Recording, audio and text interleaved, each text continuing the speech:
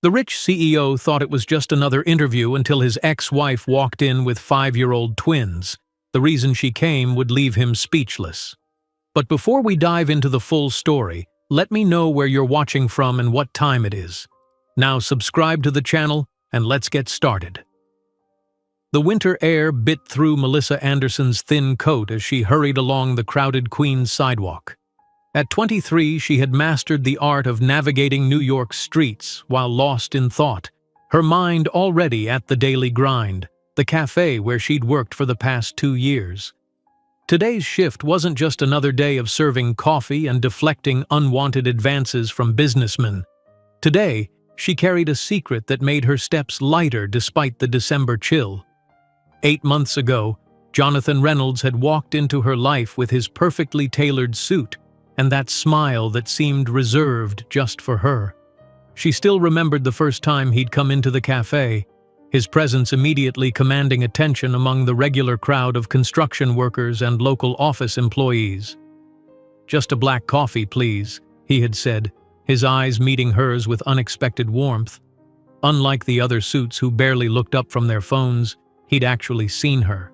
"Coming right up," she'd replied, feeling a strange flutter as their fingers briefly touched during the exchange. That should have been it. Just another customer passing through while working on some nearby development project. But he'd returned the next day.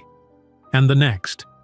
Soon they were exchanging names, then phone numbers, then kisses in the alley behind the cafe after her shift ended. Melissa smiled at the memory as she turned the corner toward her apartment in Astoria. Tonight was special. Tonight, after 8 months of dating, of being introduced to a world she'd only glimpsed through magazine pages, she would tell Jonathan her news. Her tiny apartment was spotless after hours of cleaning. She'd spent nearly a week's tips on ingredients for the perfect dinner.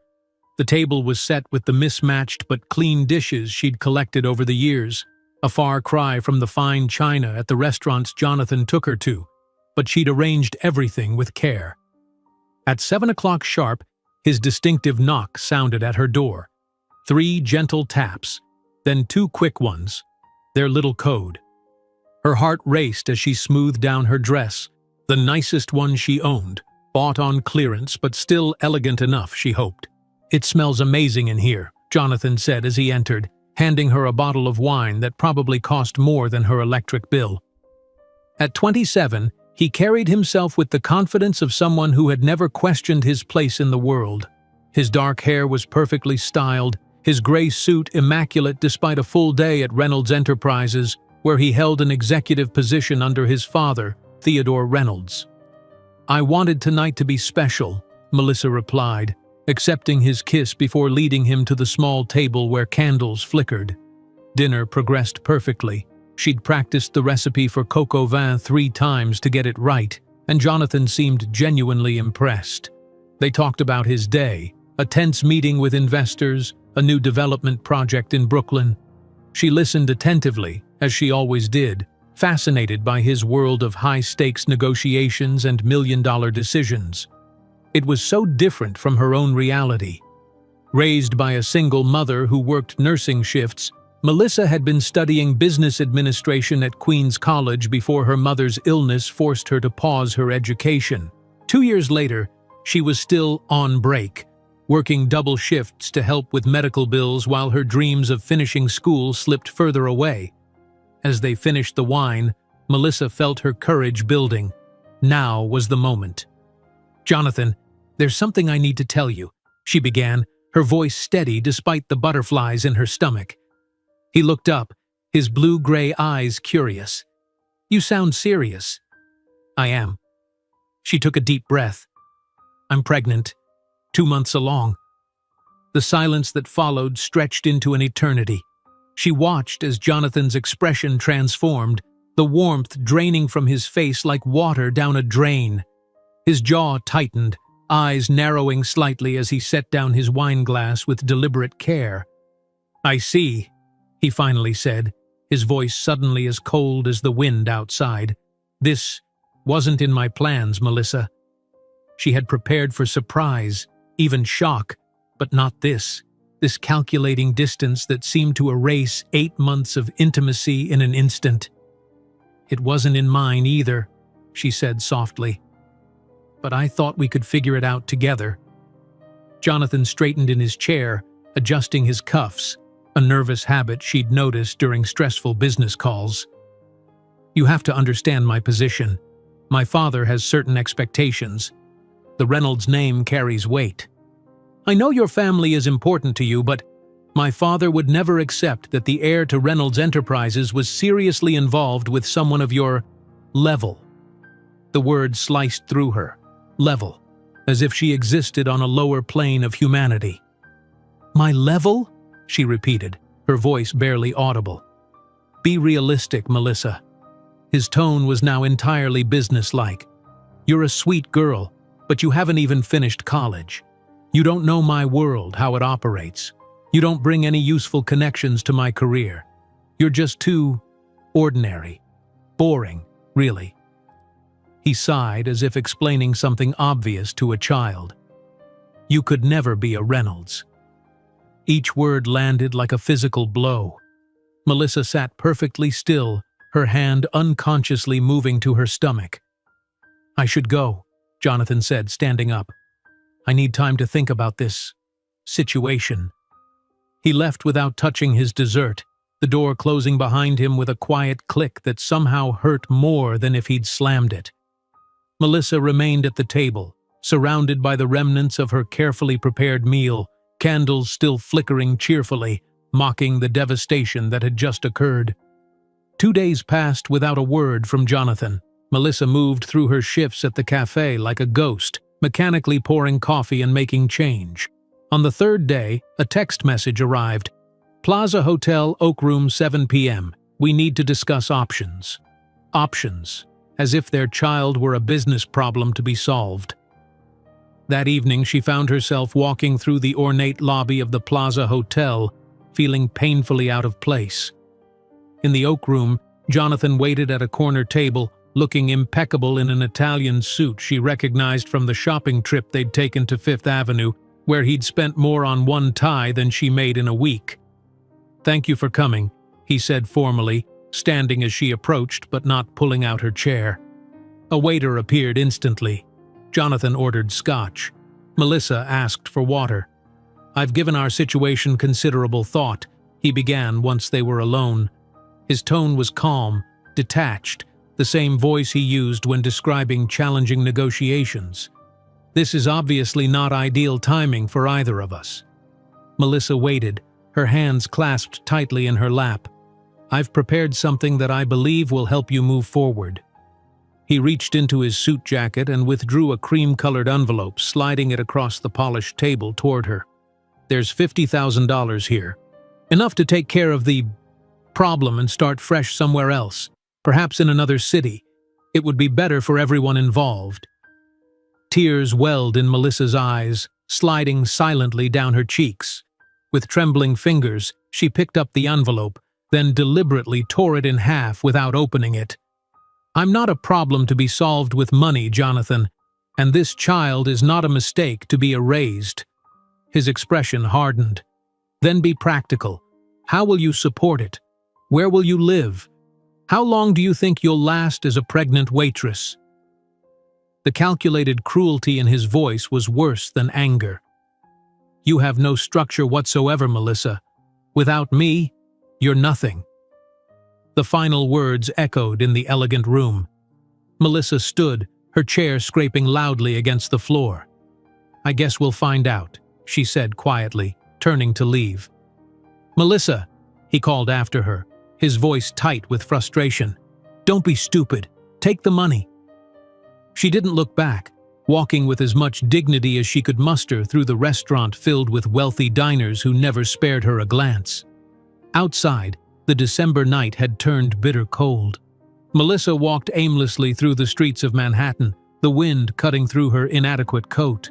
The lights of the city blurred through her tears as she wandered past shops displaying holiday decorations and luxury goods she could never afford. Hours later, she found herself back in her tiny apartment in Astoria. She sank onto her bed, finally allowing the sobs to overtake her.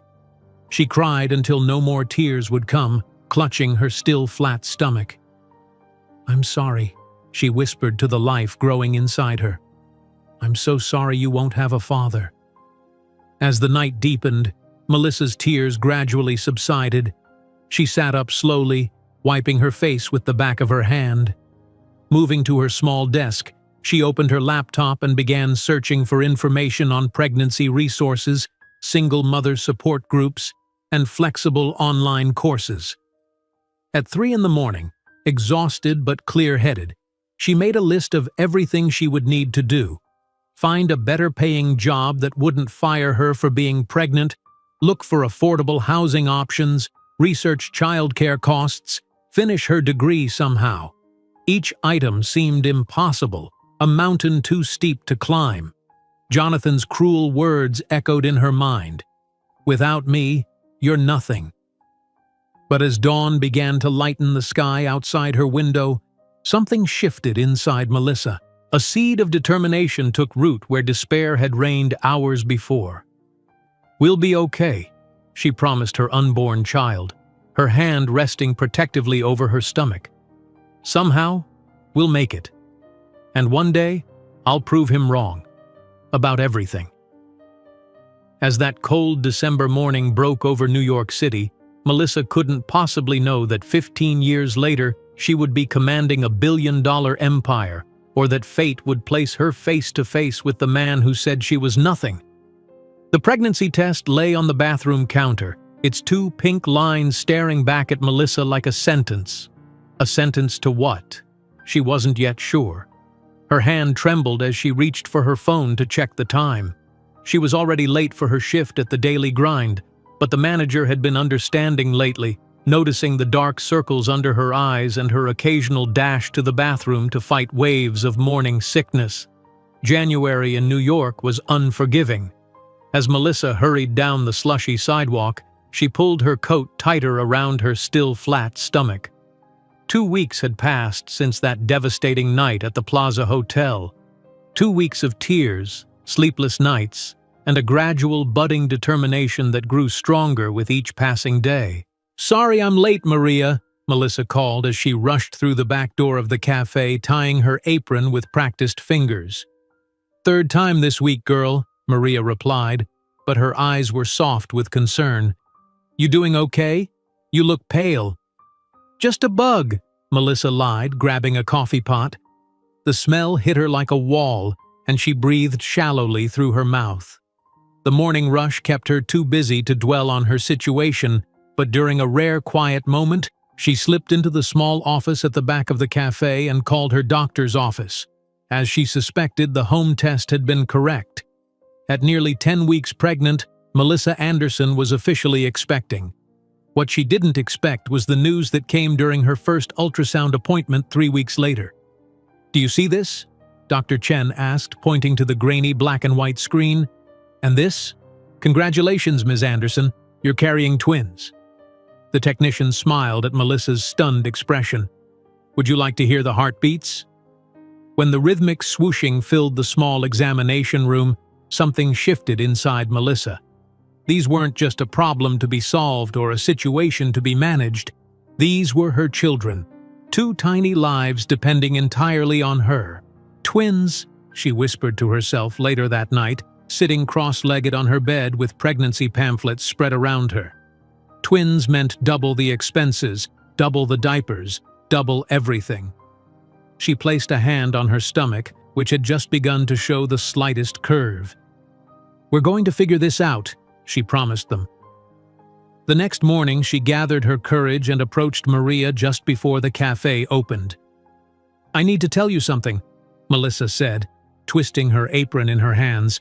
"I'm pregnant, with twins." Maria's eyes widened, then softened. "I suspected something was up. How far along?" "Almost 12 weeks now." "And the father?" Melissa looked down. "Not in the picture." Maria sighed, leaning against the counter. "It won't be easy working here as you get bigger. The hours on your feet, carrying trays." "I need this job, Maria," Melissa said, her voice steady despite the fear coursing through her. "I'll work until I physically can't anymore." Maria studied her for a long moment, then nodded. "We'll make it work as long as possible. Maybe move you to more register shifts as you get further along." Relief flooded through Melissa. One hurdle cleared, countless more ahead. By March, Melissa's small frame couldn't hide her pregnancy any longer. Regular customers noticed, most offering congratulations, though a few older women glanced pointedly at her bare ring finger. Tips sometimes increased out of sympathy, which Melissa accepted despite her pride. Every extra dollar went into a savings account labeled Baby Fund. Her mother, Eleanor, still recovering from the surgery that had forced Melissa to leave college, offered what support she could. "I wish I could help more," she said during one of their weekly phone calls, her voice thin with regret. "My disability check barely covers my medications." "Don't worry about me, Mom," Melissa insisted. "Focus on getting better. I'm figuring things out." What Melissa didn't tell her mother was just how desperate her financial situation had become. Her landlord had raised the rent, making her tiny Astoria apartment unaffordable. After weeks of searching, she found a smaller place in a less desirable neighborhood in the Bronx. The building was run down, the elevator frequently out of service, but it was within her budget, barely. Moving day was a study in humility. Melissa had sold nearly everything that wasn't essential, including her small television and the vintage record player that had belonged to her father. A co-worker from the cafe helped her carry the few remaining boxes to her new apartment, 5 flights up since the elevator was predictably broken. "You sure you're going to be okay here?" he asked, looking dubiously at the peeling paint and the suspicious stain on the ceiling. "It's temporary," Melissa replied with more confidence than she felt. "Just until I get back on my feet."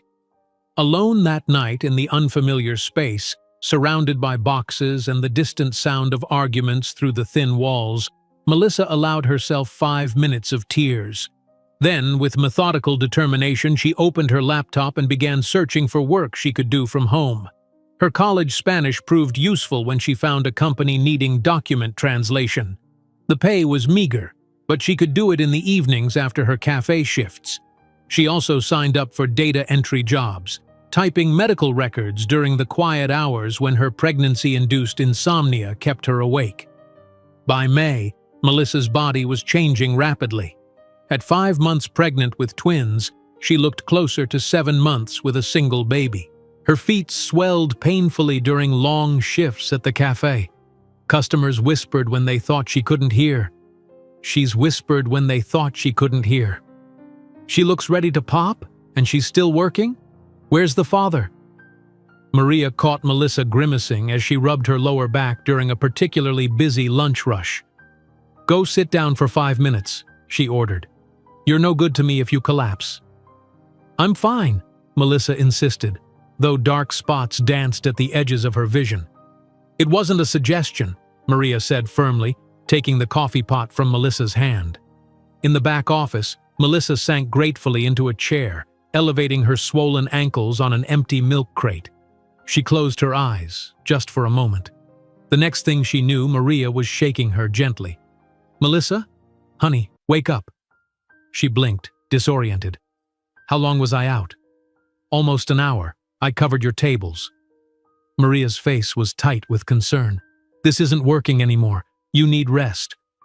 "I can't afford rest," Melissa said, struggling to her feet. "I need this job." "And I need waitresses who don't faint on customers," Maria countered. "I'm sorry, Melissa. I think it's time we discussed your maternity leave starting early." The words hit like a physical blow. Without her cafe income, the careful financial balance she'd maintained would collapse. That night, hunched over her laptop at her small kitchen table, Melissa scoured job listings for anything she could do remotely. Her eyes burned from fatigue as she registered for 3 different freelance websites, offering services in translation, data entry, and basic content writing. At 2 in the morning, she stumbled upon a free online tutorial for basic HTML and CSS coding. On a whim, she began working through the lessons. The logical structure appealed to her business-oriented mind, and she found herself absorbed in the simple challenge of creating something from nothing but text commands. When her alarm blared at 6, Melissa realized she'd been coding for 4 hours straight. Her back ached, and her eyes felt like sandpaper, but there was a small sense of accomplishment as she looked at the primitive web page she'd created. "At least my brain still works," she murmured to her growing belly, "even if my body's betraying me." The inevitable happened 3 weeks later. During the morning rush, as Melissa carried a tray of coffee mugs, a wave of dizziness washed over her. The room tilted sideways, mugs crashing to the floor as she grabbed for the counter to steady herself. She came to on the floor, surrounded by concerned faces and broken ceramic. "That's it," Maria said firmly as the paramedics helped Melissa onto a stretcher. "Don't come back until after those babies are born." At the hospital, the doctor confirmed what Melissa already knew. Her body was telling her to slow down. "Twins put extra strain on your system," he explained. "Your blood pressure is elevated, and you're showing signs of exhaustion. I'm prescribing bed rest for the remainder of your pregnancy." "I can't afford bed rest," Melissa said, tears of frustration welling in her eyes. "I need to work." The doctor's expression was sympathetic but firm. "If you don't rest, you risk premature labor. Those babies need to stay inside as long as possible." That night in her small apartment, Melissa faced her new reality. No more cafe income. 2 months of rent saved, but after that, uncertainty loomed. Her laptop became her lifeline as she took on every remote job she could find, working from her bed with her swollen feet elevated on pillows. One evening, scrolling through news headlines for a brief distraction, a photo caught her eye. Jonathan Reynolds, looking polished and confident at a charity gala, his arm around a tall blonde woman identified as Vanessa Huntington, daughter of Senator William Huntington. The headline read, "Rising business star Jonathan Reynolds engaged to Senator's daughter, a match made in corporate heaven." Something cold and hard settled in Melissa's chest as she stared at his smiling face. He had moved on completely, ascending in his perfect world while she fought daily for survival. With shaking hands, she printed the photo at the lowest quality setting to save ink. Taking a thumbtack from her meager desk supplies, she pinned the grainy image to the wall next to her makeshift workspace in the corner of her living room. Beneath it, she wrote in firm letters, "I will prove him wrong. About everything." That same night, Melissa sent an email requesting reinstatement at Queen's College with a partial scholarship application. She registered for a support program for single mother entrepreneurs she'd found online. With methodical precision, she created an impossible schedule of night studies while planning for daytime childcare and remote work in the few hours in between. "We're going to make it," she whispered to her unborn children as she finally settled into bed, her body exhausted but her mind racing with plans. "And one day, you'll be living proof that he made the biggest mistake of his life." In the loneliness of that small apartment, Melissa didn't know that the most difficult day of her life, the solitary birth of her twins, would also be the first day of the journey that would transform her into the most feared businesswoman in New York. April 7th arrived with a spring storm that lashed against Melissa's apartment windows. She shifted uncomfortably on her worn couch, massaging her lower back as another contraction began. They had been coming irregularly for hours, but this one felt different, sharper, more insistent. She glanced at her phone, timing the contraction as she had been taught in the free prenatal class she'd attended at the community center. 5 minutes apart, she whispered to herself, "It's time." The call to her mother went to voicemail. Eleanor was probably working a night shift at the care facility where she'd recently returned part-time. Melissa left a message trying to sound calmer than she felt. "Mom, I'm heading to the hospital. The babies are coming. I'll call when I can." Her hospital bag had been packed for weeks. Secondhand onesies, a few diapers, the bare essentials. The taxi driver looked nervously in his rearview mirror as Melissa breathed through another contraction in the back seat. "First baby?" he asked, accelerating through a yellow light. "First two," Melissa corrected, attempting a smile that turned into a grimace as another wave of pain hit. At Metropolitan Hospital's public maternity ward, the fluorescent lights buzzed overhead as Melissa was wheeled to the labor and delivery floor. The ward was busy, nurses rushing between rooms, the sounds of medical equipment beeping and occasional cries echoing down the hallway. "Father on the way?" the intake nurse asked routinely, not looking up from her computer.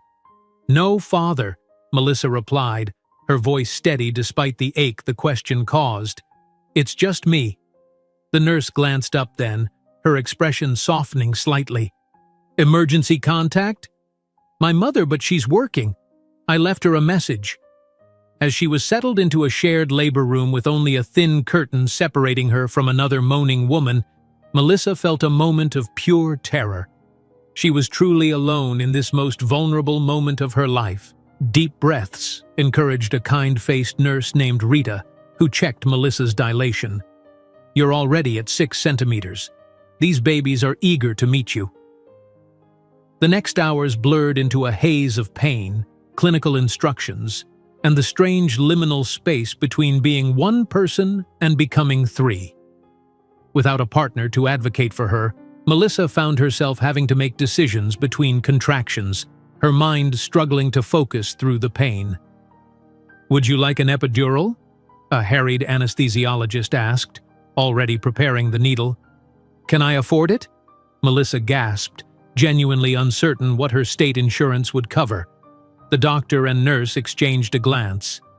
"Don't worry about that right now," Rita said gently. "Let's focus on a safe delivery." As midnight approached, the contractions became relentless. The delivery room was a flurry of activity. Extra staff called in when the ultrasound confirmed that twin A was in position. "I need you to push now, Melissa," the doctor instructed. With no hand to hold, Melissa gripped the side rails of the bed, her knuckles white with effort. The pain was transcendent, beyond anything she could have imagined. "I can't," she sobbed after several unsuccessful pushes. "I can't do this alone." Rita moved to her side, offering her hand. "You're not alone right now, and you're stronger than you know. One more big push."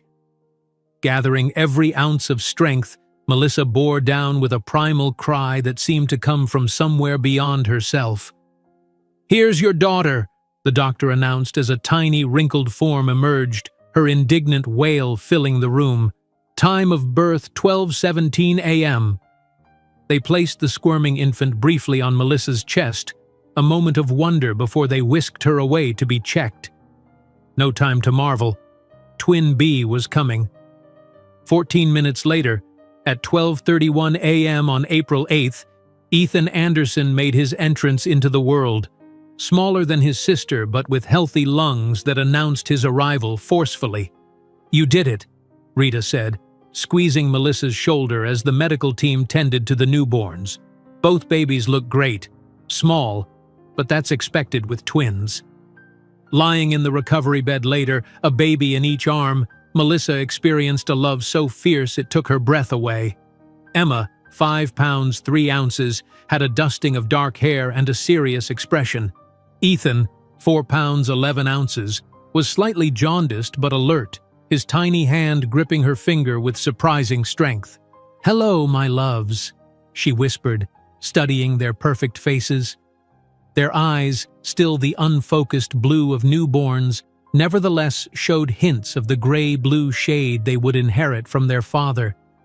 Jonathan's eyes, looking back at her from these innocent faces. The thought brought unexpected tears, not for Jonathan, but for these precious children who would grow up without a father. For a moment, the crushing weight of responsibility overwhelmed her. "Ms. Anderson?" A hospital social worker appeared at her bedside, clipboard in hand. "I understand you're a single mother. I'd like to talk to you about resources available." "I've done my research," Melissa interrupted, her protective instincts flaring. "I have a support plan in place." It wasn't entirely true, but the last thing she needed was well-meaning intervention that might question her ability to care for her children. The social worker nodded, leaving some pamphlets anyway. "Call if you need anything. The first weeks can be challenging." That proved to be an understatement of magnificent proportions. Melissa and the twins were discharged after just 2 days, the hospital bed needed for other patients. Her mother had visited briefly, bringing a small stuffed animal for each baby but looking overwhelmed by the idea of twins. "I wish I could help more," Eleanor said, her own health still fragile. "If I were stronger." "We'll manage," Melissa assured her, already learning to speak with a confidence she didn't feel. The taxi ride to her apartment was the first test of many. Emma cried the entire journey while Ethan slept obliviously. The driver kept glancing nervously in the mirror as if expecting Melissa to perform some magical maternal act to silence the wailing. In her small apartment, reality hit with full force. 2 babies, 1 exhausted mother, and a mountain of needs. The first night, Melissa didn't sleep at all. When one baby settled, the other woke. Breastfeeding was painful and confusing, trying to position 2 infants with no one to help. By dawn, sitting in the rocking chair she'd found at a thrift store, a baby at each breast, Melissa was sobbing along with them. "I can't do this," she whispered, then immediately hated herself for the thought. She had to do this. There was no alternative. The days blended together in a haze of feedings, diaper changes, and brief insufficient naps. Melissa kept a notebook to track which baby had eaten when, afraid her sleep-deprived mind would forget crucial details. She developed systems out of necessity, changing both babies at once, preparing bottles in batches, wearing one in a second-hand sling while holding the other. At 2 weeks postpartum, with her meager savings dwindling rapidly, Melissa forced herself to power up her laptop during a rare moment when both babies slept. Her data entry job had set a deadline, pandemic or no pandemic. With Emma in a bassinet beside the table and Ethan in a swing she'd splurged on at a consignment shop, she typed furiously, pausing every few minutes to gently rock one or the other. Bills accumulated with alarming speed. The hospital copay despite her insurance. Formula to supplement when her milk supply couldn't keep up with 2 hungry babies. Diapers, wipes, the basics that somehow cost so much more than she'd budgeted. One evening, as she counted coins from her emergency jar to determine if she could afford another package of diapers before her unemployment check arrived, Emma began to cough. At first, Melissa thought it was the normal newborn congestion, but by midnight, the baby's breathing had a concerning raspy quality. "Please, no," Melissa whispered, checking Emma's temperature with the digital thermometer from her birth kit. The readout flashed, 101. 3. The pediatrician's after-hours line advised bringing Emma to the emergency room immediately. In a panic, Melissa bundled both babies into their car seat carriers. She couldn't leave Ethan alone, and she had no one to call at 1 in the morning. The emergency room was a fluorescent nightmare of crying children, impatient staff, and hours of waiting. Melissa sat rigid in an uncomfortable chair, Ethan sleeping in his carrier at her feet, Emma feverish and fussy in her arms. "Possible pneumonia," the pediatric resident finally announced after listening to Emma's lungs. "We'd like to admit her for observation and antibiotics." For 3 days, Melissa barely left the hospital room. She slept in a vinyl recliner beside Emma's crib, waking whenever a nurse entered. Ethan remained remarkably patient, as if sensing the gravity of the situation. With her laptop balanced precariously on the window ledge, Melissa worked on data entry during Emma's naps, desperate not to lose the income. When they were finally discharged, Emma's condition improved but still requiring careful monitoring. Melissa felt aged by years rather than days. Back in her apartment, looking at her 2-month-old twins, Emma still slightly pale, Ethan watching his sister with what seemed like concern, she made a silent vow.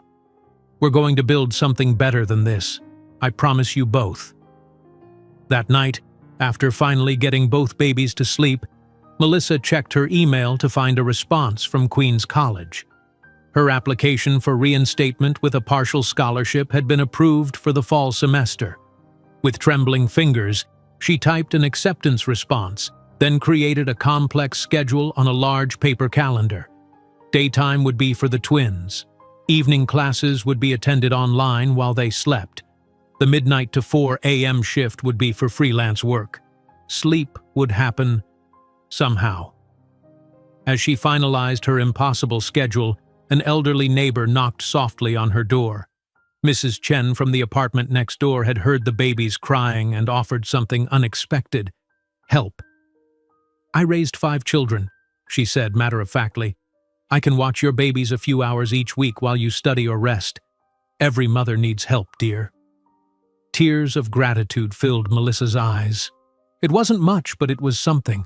A tiny crack in the wall of isolation that had surrounded her since the twins' birth. September arrived with Melissa logging into her first virtual class. Dark circles under her eyes, but determination in every keystroke. The twins, now 5 months old, slept in their cribs as she quietly took notes on introductory programming principles, a field she'd discovered an aptitude for during late-night tutorials. Between feedings and diaper changes, she completed homework assignments. During the baby's naps, she researched a support program for single mother entrepreneurs she'd discovered online. In stolen moments throughout the day, she practiced coding on free websites, finding unexpected satisfaction in creating order from chaos. While the twins finally slept one night, Melissa nursed a cold cup of coffee and mapped out a 5-year plan. Education, skills development, business foundation. Each step carefully plotted around her children's needs. One day, she whispered to Emma and Ethan as she checked on them before collapsing into her own bed, "You'll be the proof that he made the biggest mistake of his life." In those midnight hours, hunched over programming tutorials while her babies slept, Melissa couldn't know that the code she was learning in those precious free hours would become the foundation of the technological empire that would one day make Jonathan Reynolds beg for her attention. The familiar sound of Legos clicking together filled the small living room as Melissa sat cross-legged on the floor, laptop balanced precariously on her knees. Emma and Ethan, now 3 years old, constructed a colorful tower beside her, their dark heads bent in concentration. On her screen, a quarterly sales projection for a kitchenware company awaited her input, one of 3 remote assistant positions that kept food on their table. "Just 5 more minutes, then Mommy will help with your castle," Melissa promised, typing rapidly as her eyes darted between the screen and her toddlers. "It's not a castle, Mommy," Ethan corrected with the serious precision he'd developed early. "It's a rocket ship to the moon." "To Mars," Emma amended, placing a red block decisively on top. "Moon is too close." Melissa smiled, still amazed at how different her twins were despite sharing the same DNA. Emma, analytical and determined, Ethan, observant and articulate, both displaying traits that sometimes made her heart ache with the echo of their father, though she'd never say it aloud. Her phone chimed with a calendar reminder: Queen's College, virtual graduation ceremony, 7 p.m. After 3 grueling years of night classes, online coursework, and exams taken while the twins slept, she had completed her degree in business administration with a specialization in technology. The ceremony would be entirely virtual, a pandemic concession that actually worked in her favor, eliminating the need for childcare during the event. That evening, Melissa settled the twins beside her on their second-hand sofa, her laptop connected to their small television. Emma wore a paper crown she'd made at daycare, while Ethan solemnly clutched the stuffed bear he'd declared was also graduating today. "Is that you, Mommy?" Emma pointed as names scrolled across the screen. "Almost," Melissa replied, feeling a rush of pride when Melissa Anderson, Business Administration cum laude, appeared. The ceremony itself was anticlimactic, a series of speeches from administrators she'd never met in person, followed by a slideshow of names and degrees.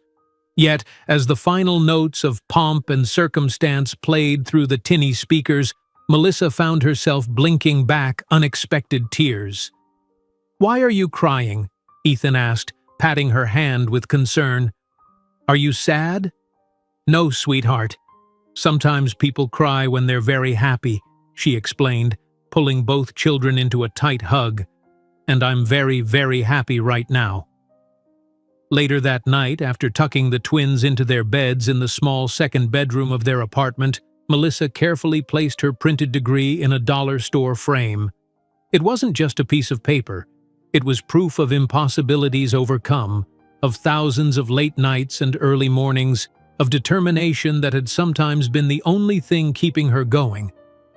The next morning brought a typical flurry of activity: breakfast preparations, tiny shoes located under furniture, backpacks checked for completed art projects. The subsidized daycare center the twins attended was 6 blocks away, a daily walk that had become their special time together. "Good morning, Ms. Anderson," Mr. Garcia called from the doorway of his small grocery store as they passed. "Beautiful day, yes?" "Morning, Mr. Garcia," Melissa replied with a wave. "Kids, say hello." "Hello, Mr. Garcia," they chorused obediently. As the twins skipped ahead, staying within the boundaries she'd established, Mr. Garcia beckoned Melissa closer to his doorway. "I have been thinking about what you said," he began, his accent thickening with frustration. "These website companies, they want to charge me $3,000 for a simple page to show my hours and products." He shook his head in disbelief. "It is highway robbery." Melissa nodded sympathetically. They'd discussed his desire to establish an online presence several times. The pandemic had shown even the most traditional business owners the necessity of digital existence. "These big agencies don't understand small businesses," she agreed. "They have corporate overhead and charge accordingly." Mr. Garcia squinted at her. "You know computers, yes? You are always working on one when you come in for groceries." "I do," Melissa confirmed. "My degree specialization is in technology." "Then perhaps," he hesitated, "you could make this website for me? I cannot pay $3,000, but I could pay something fair." The offer caught Melissa by surprise. She'd created websites for class projects and had even helped redesign the daycare's parent portal as part of a community service assignment. "But a commercial project? I could do it for a third of what they quoted you," she found herself saying, "and I'd include basic maintenance for 6 months. Mr. Garcia's face lit up. "You would do this? When can you start?" "Mom, Emma's trying to pet the street cat again." Ethan's alarmed voice interrupted their conversation. "Let me get these two to daycare, and I'll stop by later to discuss details," Melissa promised, hurrying to intercept her more adventurous twin. That night, after the twins were asleep, Melissa sat at her small kitchen table sketching wireframes for Mr. Garcia's website. What had begun as an impromptu offer now sparked something larger in her mind. How many other small business owners in Queens were being priced out of digital solutions they desperately needed? For years, she'd been piecing together income from multiple sources: virtual assistant work, data entry, occasional translation projects. None utilized her full capabilities or offered growth potential. But this could be different. Around midnight, her phone buzzed with a text from her primary employer. "Need quarterly reports reformatted by 9 a.m. With a sigh, Melissa set aside her website designs and opened the spreadsheets. Her own projects would have to wait. For the next 3 weeks, Melissa devoted every free moment to building Mr. Garcia's website. She worked in the pre-dawn hours before the twins woke, during their nap time at weekends, and late into the night. The process reawakened coding skills that had lain dormant since her final projects at Queens College. When she finally presented the finished site to Mr. Garcia, his reaction was worth every bleary-eyed morning. "My daughter, this is magnificent!" he exclaimed, clicking through the simple but effective pages showcasing his store's products, history, and location. "And customers can send messages directly?" "Yes, and you'll get an alert on your phone," Melissa demonstrated. "I've made it very simple to update prices or add new items yourself." As Mr. Garcia counted out her payment, still a significant sum for him, but a fraction of the agency quotes, he shook his head in wonder. "You have a gift. My nephew has a bakery in Jackson Heights. He needs this too. I will tell him about you." True to his word, Mr. Garcia's referral called the next day. Then came the owner of a local flower shop who had seen Mr. Garcia's site. By the end of the month, Melissa had lined up 5 projects, forcing her to create a simple portfolio and rate sheet. One evening, as she worked at the kitchen table after the twins were asleep, she found herself declining a data entry assignment that had been a reliable source of income for months. "I'm sorry, but I'm following a different path now," she wrote in her email, feeling both terrified and exhilarated by the decision. As summer turned to fall, Melissa established a routine. Mornings and early afternoons belonged to her virtual assistant work, steady income she couldn't yet afford to abandon. Evenings after the twins' bedtime were dedicated to website development for her growing client list. She worked from the kitchen table, surrounded by children's artwork, bills, and mugs of coffee that often went cold before she remembered to drink them. Her first significant challenge came in October when Ethan developed a high fever that required an emergency room visit. Melissa sat in the pediatric ward, laptop open beside her son's bed, frantically trying to finish a website that was due the following day. The doctor raised his eyebrows at the sight but said nothing as she alternated between comforting her son and typing code. "You shouldn't work here, Mommy," Ethan murmured, his fever-bright eyes concerned even in his discomfort. "Just a little bit longer, sweetheart," she promised, smoothing his hair back from his forehead. "Sometimes mommies have to do 2 important things at the same time." When they returned home, Ethan's condition improved with antibiotics, but the incident crystallized something in Melissa's mind. She needed more stability, more control over her work. The piecemeal approach wasn't sustainable, especially with 2 children dependent on her. The next day, she purchased a whiteboard from the dollar store and hung it in the kitchen. At the top, she wrote in bold letters, "Anderson Solutions." Beneath it, she began drafting her first business plan, drawing on everything she'd learned in her degree program. The twins quickly incorporated the whiteboard into their play, with Emma solemnly handing her markers while Ethan pretended to type on a keyboard made of Lego blocks. "We're helping with business," Emma announced proudly, mimicking a phrase she'd heard Melissa use. "The best helpers ever," Melissa agreed, fighting a sudden lump in her throat at their earnest desire to participate in her dreams. By November, she had scheduled her first professional client meeting at a cafe near the daycare. Mrs. Patel, owner of a successful Indian restaurant, wanted to expand into online ordering. Melissa arrived early, nervously arranging her portfolio and tablet on the small table. She'd spent precious dollars on a simple blazer from a thrift store, hoping to project professionalism despite her limited budget. As Mrs. Patel entered, Melissa took a deep breath and stood to greet her, extending her hand with more confidence than she felt. The meeting flowed better than she'd dared hope, her knowledge of digital marketing strategies clearly impressing the restaurant owner. "Your proposal makes sense," Mrs. Patel said after Melissa walked her through the potential online ordering system. "And your price is reasonable. When can you start?" Walking home afterward, Melissa clutched the signed contract like a talisman. The payment would be more than her monthly income from virtual assistant work. For the first time since the twins' birth, she felt a glimmer of real possibility, not just survival, but growth. That night, after depositing Mrs. Patel's check, Melissa allowed herself a rare moment of celebration. She ordered pizza for dinner, a luxury in their careful budget, and let the twins eat in the living room while watching their favorite cartoon. "Special occasion?" Emma asked, always perceptive. "Yes," Melissa replied, raising her water glass in a toast, "to new beginnings." As she watched her children giggle over their unexpected treat, Melissa felt a surge of determination stronger than any she'd experienced before. This small success was just the beginning.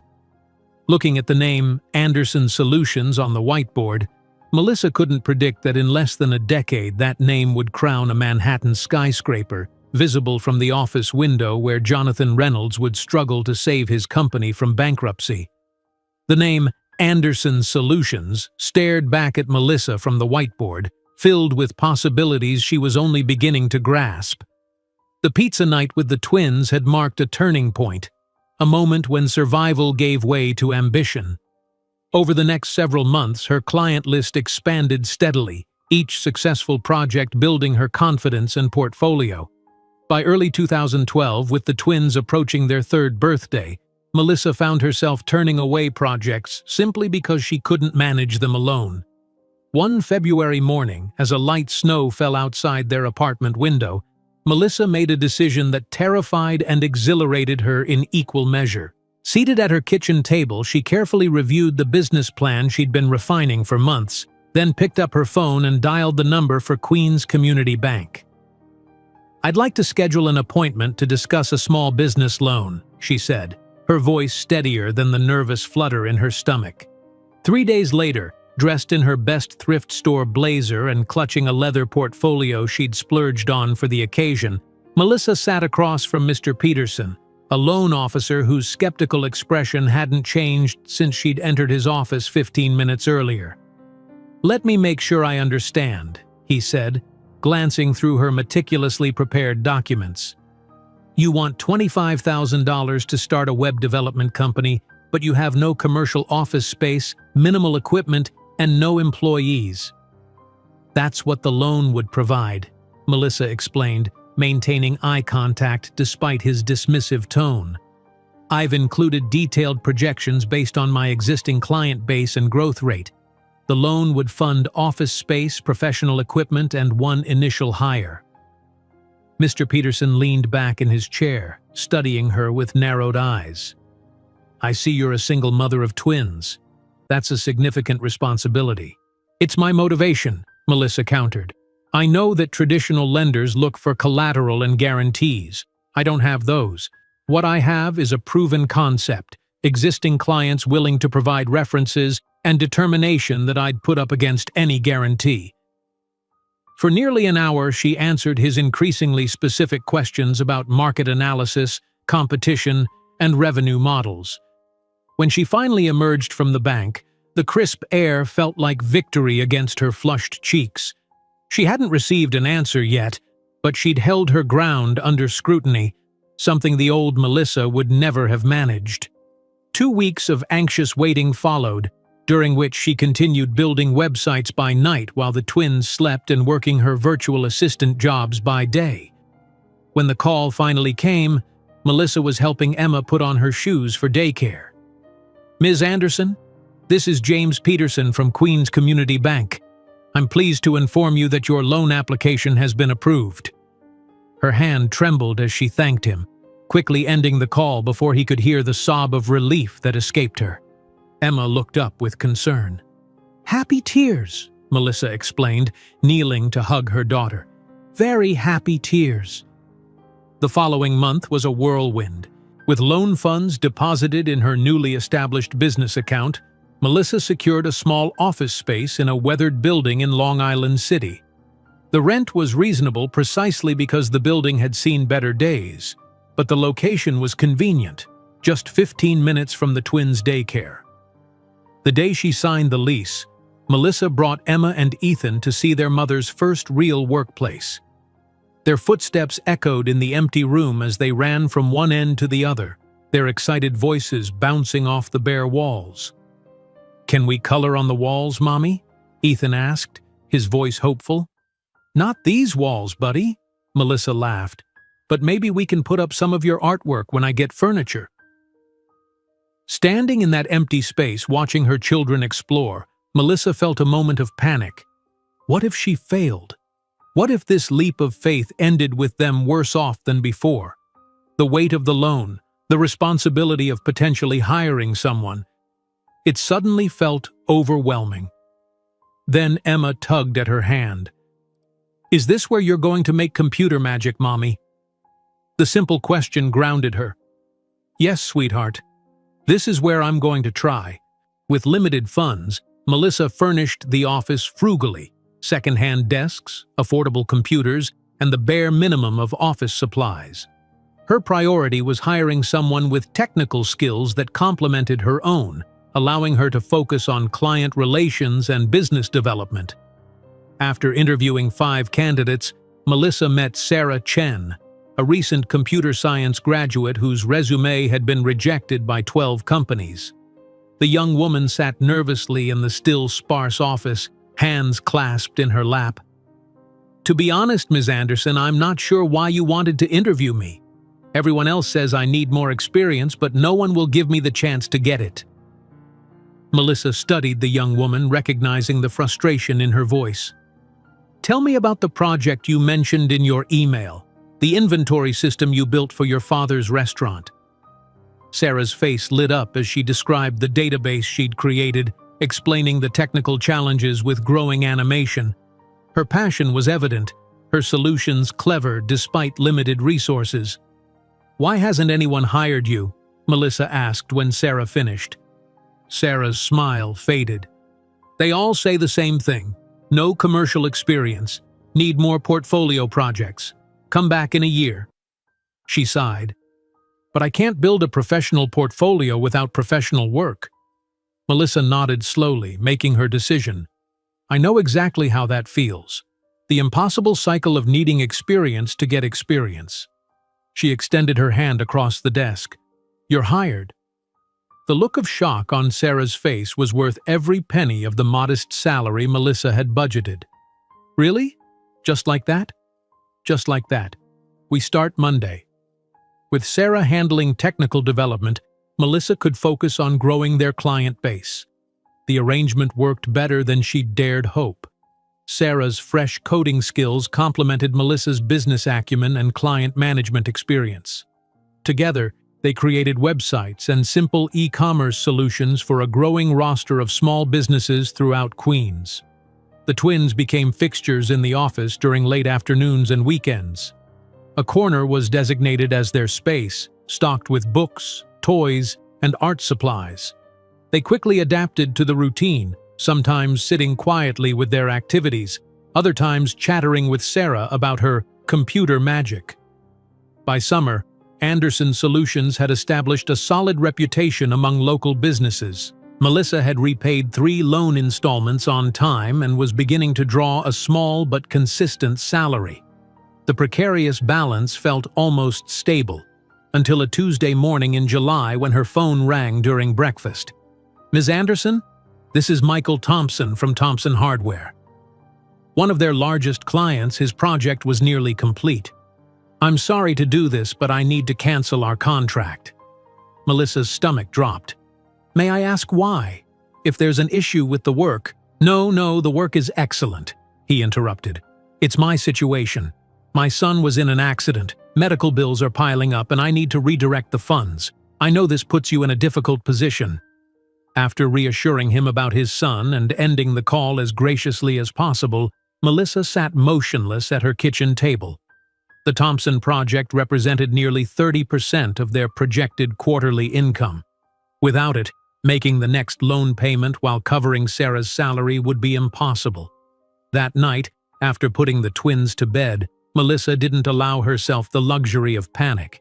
Instead, she covered her bedroom wall with sticky notes, mapping out a completely new business model. If one large client could devastate them, they needed dozens of smaller, stable clients instead. At 3 in the morning, fueled by coffee and desperation, she had her answer. Instead of custom-built websites at premium prices, they would offer standardized digital packages at affordable rates. Templated websites, basic e-commerce functionality, and simplified social media management bundled together. The next day, Sarah arrived at the office to find Melissa already there, eyes red-rimmed but excitement evident as she outlined the new strategy. "Small Business Digital Package," Melissa explained, pointing to her diagrams.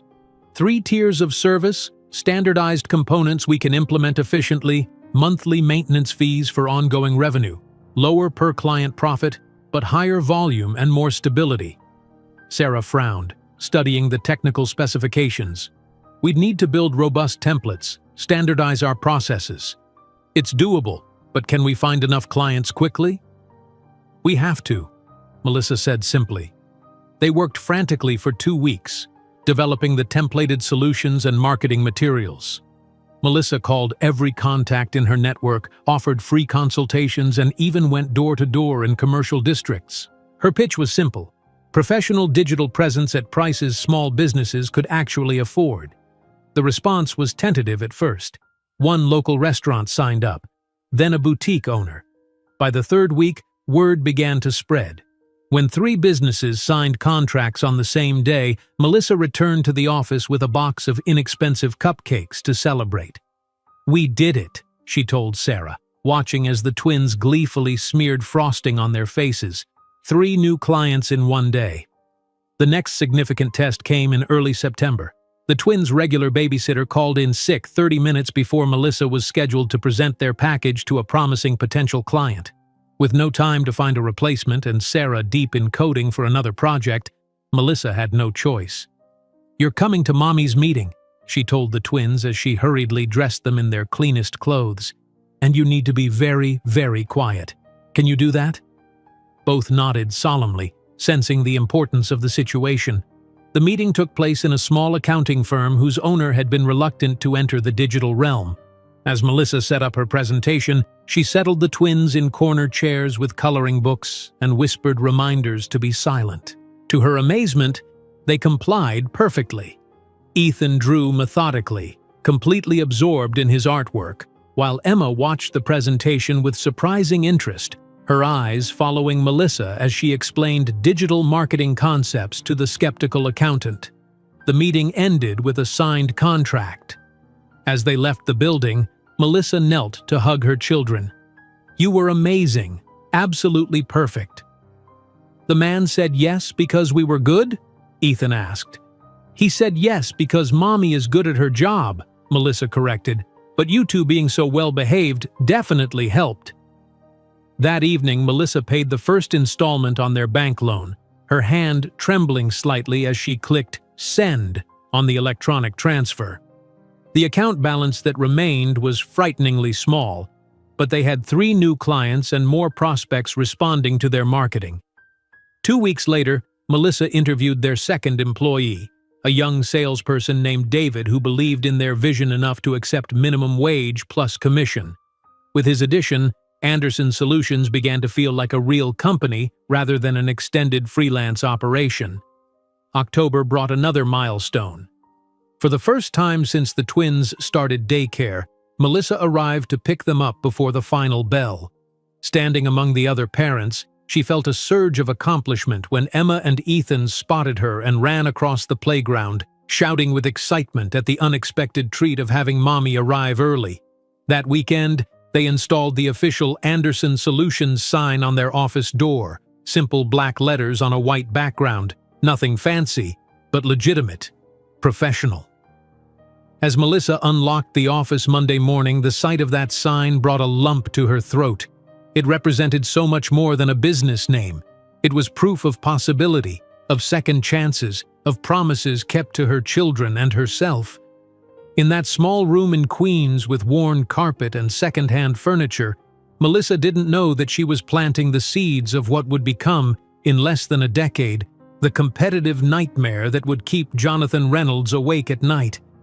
The small office of Anderson Solutions hummed with focused energy as Melissa stood before her team of 12, her hands slightly trembling as she rolled out the blueprints for their most ambitious project yet. 4 years had passed since she'd hung that first modest sign on their door, years of steady growth, cautious expansion, and countless nights working while the twins slept.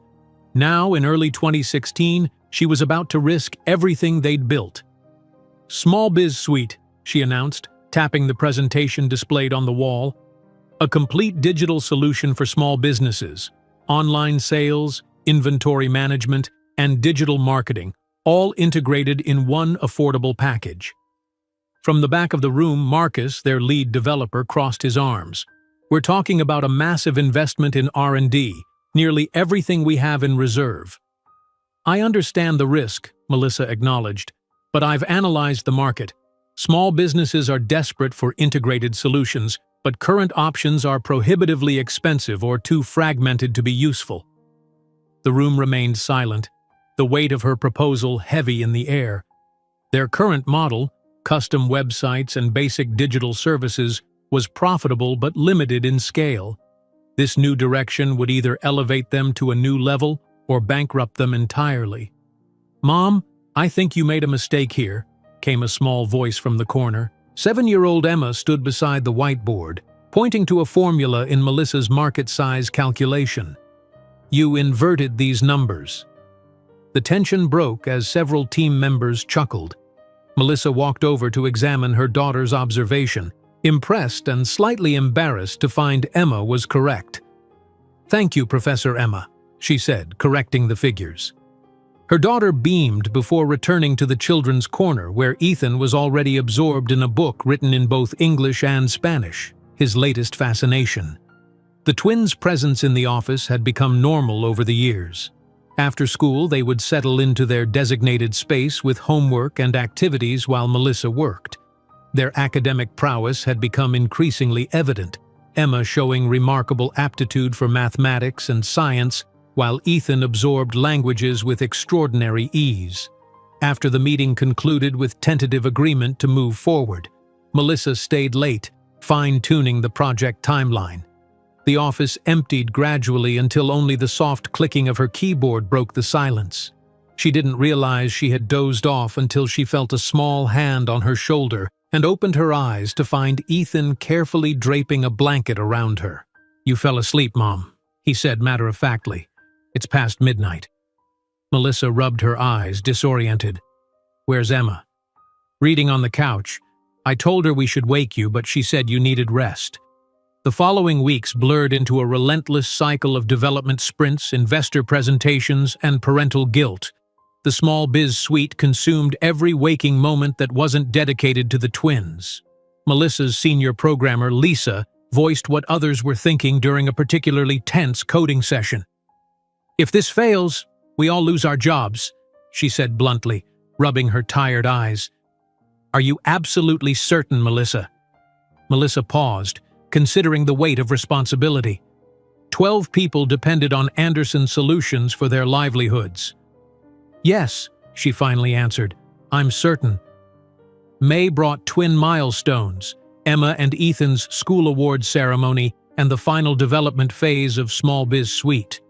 Sitting in her car outside the elementary school, Melissa fought back tears as she ended a call with their lead investor. The emergency meeting couldn't be rescheduled. She would miss seeing her children receive their academic excellence awards. "They'll understand," her assistant assured her. "They always do." That was what hurt the most. They did understand, accepting her absences with a maturity no 7-year-old should need to possess. That night, she hung their certificates on the refrigerator, promising herself this sacrifice would be worth it. June 15th marked the official launch of Small Biz Suite. The entire team gathered around Marcus's monitor as he prepared to make the platform live. Melissa held her breath, Emma pressed against her right side, Ethan against her left. "And we are live!" Marcus announced, hitting the final key with theatrical flourish. The team erupted in cheers, toasting with plastic cups of cheap champagne while the twins sipped apple juice from matching cups. Melissa allowed herself a moment of pure hope as she looked around at the celebrating faces. They had created something that could truly change the landscape for small businesses. Reality set in quickly. 1 week after launch, subscriptions numbered exactly 12. 2 weeks in, they had reached only 17, far below the projections needed to sustain the investment.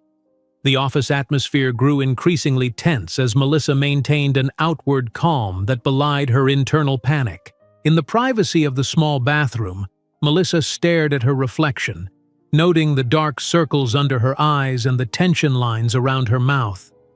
For the first time since Jonathan had walked out of her life, she allowed herself a brief moment of doubt. What if she had overreached? What if her ambition cost her employees their jobs and her children their security?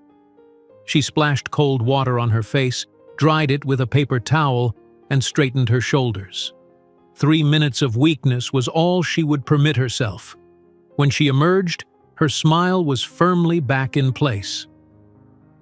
That evening, over a simple dinner of pasta, Ethan studied her face with the perceptive gaze that sometimes made her wonder if he could read her thoughts. "Are we poor again, Mom?" he asked with direct simplicity. Melissa nearly choked on her water. "What makes you ask that?" "You had the same look on your face as when we lived in the old apartment and you were counting coins for groceries." She set down her fork, choosing her words carefully. "Business has ups and downs, like a roller coaster. Right now we're in a down part, but that doesn't mean we'll stay there." Emma, ever practical, looked up from her plate. "You should get that technology blog to write about your software, the one that made Tesla's stock go up when they said the car was good." Melissa stared at her daughter. "How do you know about Tesla's stock?" Emma shrugged. "I read the business section on your iPad." The innocent suggestion sparked an idea. The next morning, Melissa called an emergency team meeting. "We need media coverage, not just any coverage, targeted reviews from respected tech sources." They compiled a list of technology blogs and publications, prioritizing those focused on business solutions. Melissa personally drafted individualized pitches, emphasizing the unique aspects of Small Biz Suite that aligned with each outlet's typical coverage. Days passed with no response.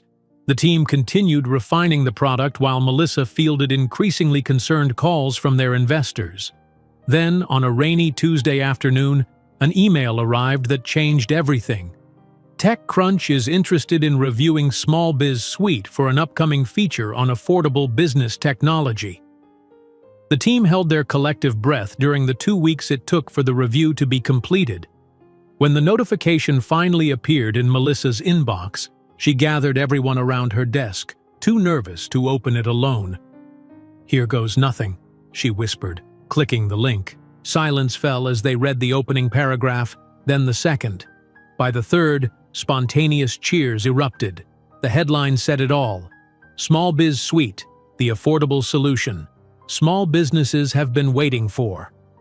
The review was glowing, highlighting the intuitive interface, comprehensive features, and, most importantly, the affordable price point. The final paragraph delivered the verdict. In a market dominated by overpriced enterprise solutions awkwardly scaled down for small businesses, Anderson Solutions has created something genuinely revolutionary, a platform that truly understands the unique challenges of small-scale entrepreneurship. Within hours of publication, their website traffic increased tenfold. By evening, the customer service line rang constantly. 3 days later, they had gained 200 new subscribers. By the end of the month, that number had climbed to over 500. The office that had been somber weeks earlier now buzzed with energetic chaos. Melissa hired 3 new developers in a single week to handle the growing technical demands. Their small space, already crowded, became almost unworkable as temporary desks were wedged into every available corner. "We need a bigger office," Marcus stated the obvious during a strategy meeting, "and more customer support staff." Melissa nodded, already calculating costs and logistics in her head. For the first time, she allowed herself to acknowledge that Small Biz Suite wasn't just a success. It was potentially transformative for Anderson Solutions. To celebrate reaching 1,000 subscribers, Melissa splurged on something she'd denied herself since the twins were born, a piece of jewelry that wasn't a necessity. The simple silver bracelet wasn't expensive by most standards, but to her, it represented a milestone. As she fastened it around her wrist in the small bathroom of their office, she caught herself smiling at the memory of Jonathan's dismissive words. "You're just too ordinary." There was nothing ordinary about what they had accomplished. By early autumn, Anderson Solutions had outgrown their original space entirely. The day they moved into their new office, still modest by industry standards but professional and spacious, felt symbolic. The twins helped unpack boxes of equipment, racing each other down the hallways that seemed palatial compared to their former cramped quarters. Standing in the reception area as her team arranged furniture and set up workstations, Melissa felt a surge of pride unlike anything she'd experienced before. They had taken an enormous risk and prevailed against the odds. That evening, after the staff had gone home, she opened a bottle of champagne.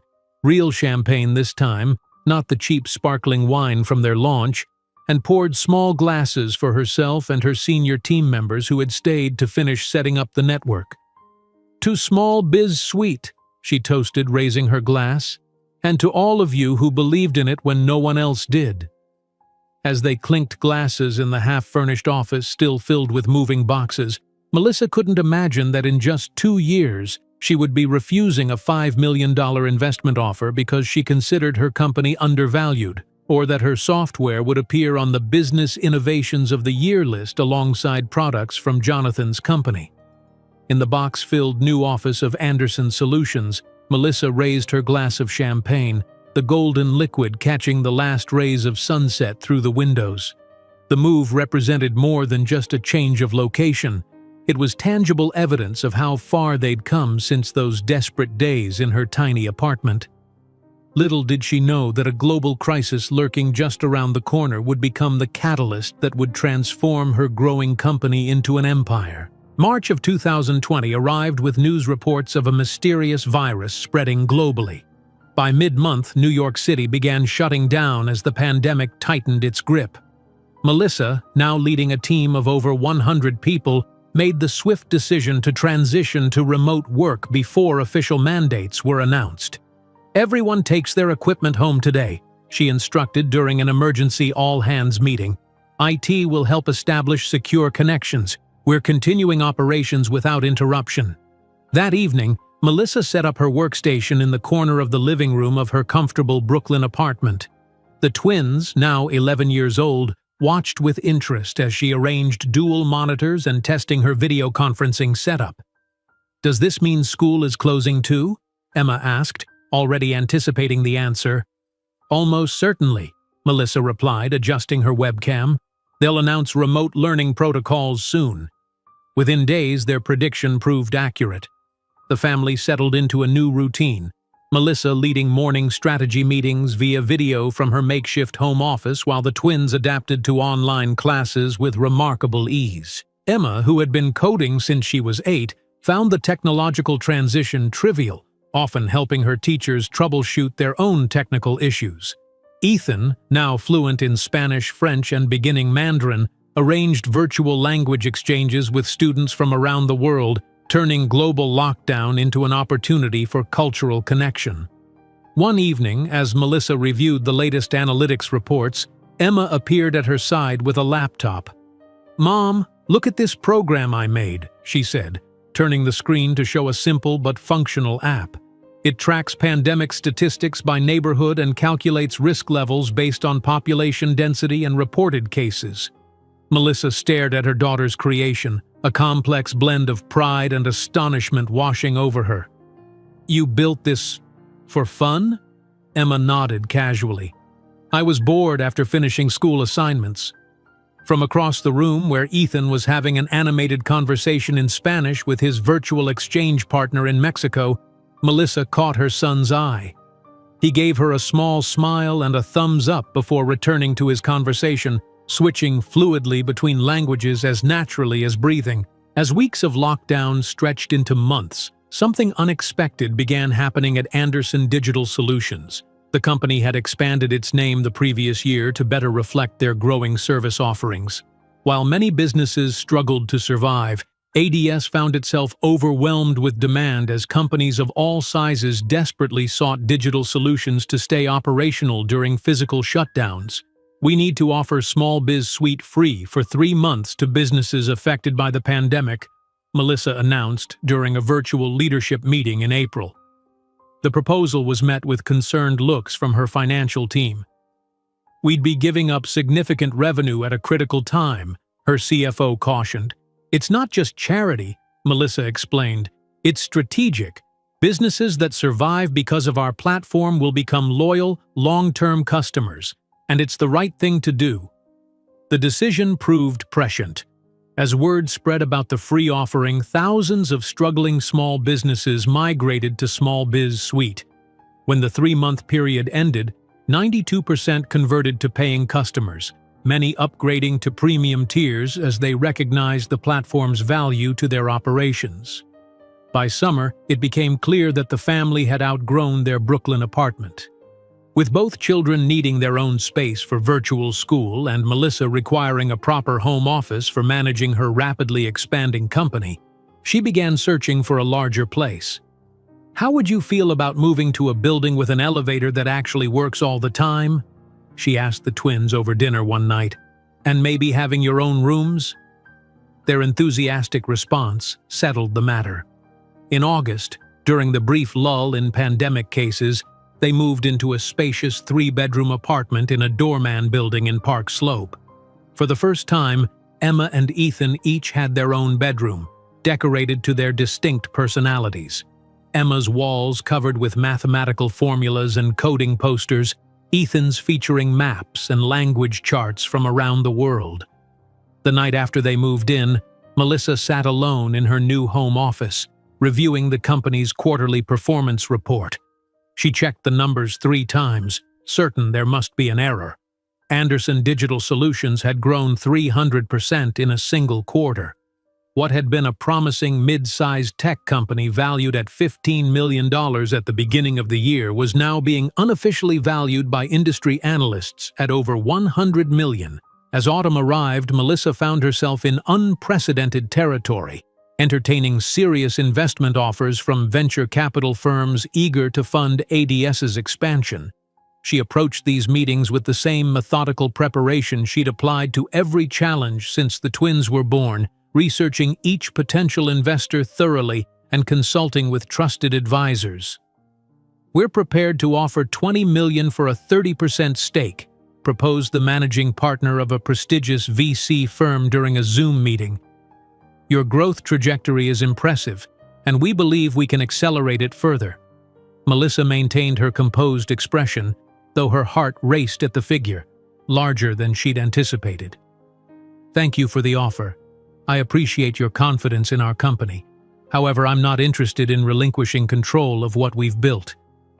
"Ms. Anderson," the partner leaned forward, his tone shifting to one she recognized from countless male executives who assumed they knew better. "A company at your stage typically benefits from experienced guidance. The market is volatile, especially during this pandemic. This is a generous offer." "It is generous," Melissa agreed pleasantly. "And when I'm ready to consider external investment, I'll be looking for partners who understand that maintaining our company culture and leadership is non-negotiable. I'll have my team follow up next week with our terms."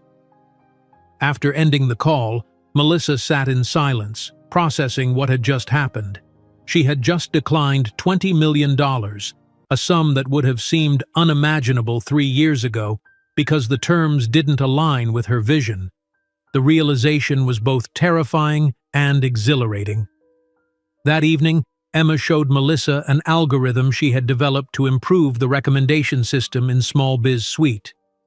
"It analyzes customer behavior patterns to predict which features they'll need next," she explained, walking her mother through the code with the confidence of a seasoned developer. "This is remarkable, Emma," Melissa said, genuinely impressed. "Would you mind if our development team looked at this? It might be something we could actually implement." Emma's eyes widened. "Really? You'd use my code?" "If it works as well as I think it might, absolutely." As 2020 progressed, Melissa found herself doing something she'd rarely allowed before, delegating responsibilities that had always been hers alone. She hired experienced executives to lead specialized departments, providing ADS with expertise she recognized she couldn't provide herself. With the company's explosive growth came personal milestones as well. For the first time, Melissa purchased art not from a discount store but from a gallery, a striking abstract piece by an emerging New York artist that now hung in their living room. "Is that an investment?" Emma asked perceptively, studying the canvas. "Yes," Melissa answered honestly, "but not just financial. It's an investment in appreciating beauty and creativity, something I want both of you to value." In October, Melissa received an unexpected email from Forbes magazine, requesting an interview for their 40 Under 40 list of promising entrepreneurs. As she prepared for the interview, she realized how dramatically her life had transformed. The Anderson Digital Solutions now employed over 300 people across 3 countries. Its valuation had soared to an estimated $180 million, a figure that still seemed surreal. During dinner that night, Ethan asked the question that had been inevitable. "Are we rich now, Mom?" Melissa set down her fork, considering how to explain concepts of liquidity and net worth to an 11-year-old. "On paper, yes, but most of that wealth is tied to the company. We're secure and fortunate, which is what matters." Later that month, Melissa received her first acquisition offer, $35 million from a larger tech company looking to absorb Small Biz Suite into their enterprise solutions. She declined without hesitation, recognizing that the offer significantly undervalued what they had built and where they were headed.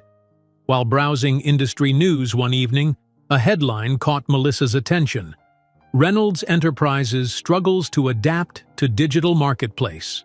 The article detailed how the once dominant real estate development company was losing market share to more technologically agile competitors. A quote from an anonymous insider mentioned leadership resistant to necessary digital transformation. Melissa stared at the accompanying photo of Jonathan Reynolds, now CEO following his father's retirement, looking tense at a shareholders' meeting. For a moment, memories threatened to surface. His cruel dismissal, the envelope of money sliding across the table, the words that had once cut so deeply. "Without me, you're nothing." She closed the browser, banishing the image. That chapter of her life had closed long ago, and she had far more important matters to focus on. In December, Andersen Digital Solutions received the virtual Fastest Growing Technology Company Award from the New York Business Association. As Melissa accepted the honor via video conference, with the twins watching proudly from just off camera, she felt a sense of completion that had nothing to do with external validation. That night, after the twins were asleep, Melissa entered her home office and noticed the faded printout still tacked to her bulletin board. The old photo of Jonathan and his senator's daughter fiancée from all those years ago. The paper had yellowed, the thumbtack rusty. Without ceremony, she removed it, replaced it with her daughter's recent science award certificate, and dropped the old photo into the recycling bin. "We don't need that for motivation anymore," she said quietly to herself. Looking at the new logo of Andersen Digital Solutions on her laptop screen, Melissa didn't imagine that, in less than 3 years, that same logo would be shining atop one of Manhattan's most prestigious skyscrapers, visible from the windows of the boardroom where Jonathan Reynolds would desperately fight to save his company from obsolescence. The new logo of Andersen Digital Solutions, sleek and modern, now adorned her laptop, the illuminated screen casting a soft glow across Melissa's face as she sat on her balcony. 3 years had passed since that pivotal moment when she'd discarded Jonathan's photo, and those years had transformed both her company and her life in ways she could never have imagined. The pandemic that had catalyzed ADS's growth had receded, but the digital revolution it accelerated showed no signs of slowing. From the 35th floor of the gleaming skyscraper that now housed the headquarters of Andersen Digital Solutions, Melissa Andersen could see much of Manhattan spread before her like a glittering tapestry. At 38, she carried herself with the quiet confidence that came from building something extraordinary from nothing. Her office, with its floor-to-ceiling windows and minimalist decor, reflected the aesthetic of someone who understood the value of both elegance and functionality. Melissa glanced at her tablet, reviewing the final details of her presentation for tomorrow's American Innovation Awards. The event represented the pinnacle of recognition in the tech industry, and ADS was nominated for both Company of the Year and Melissa personally for Innovative CEO. The irony wasn't lost on her. 14 years ago, she had been a pregnant waitress abandoned by a man who said she was too ordinary to succeed. "Mom, I've chosen my tie for tomorrow. Does the blue one match the award better?" Ethan's voice interrupted her thoughts as he entered her office, holding 2 silk ties against his crisp white shirt. At 14, Ethan had grown into a remarkably poised young man. Already nearly her height, he carried himself with a natural grace and confidence that turned heads whenever they attended industry events together.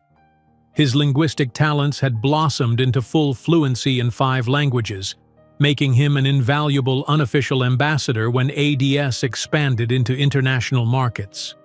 "The blue is perfect," Melissa smiled, taking in her son's appearance.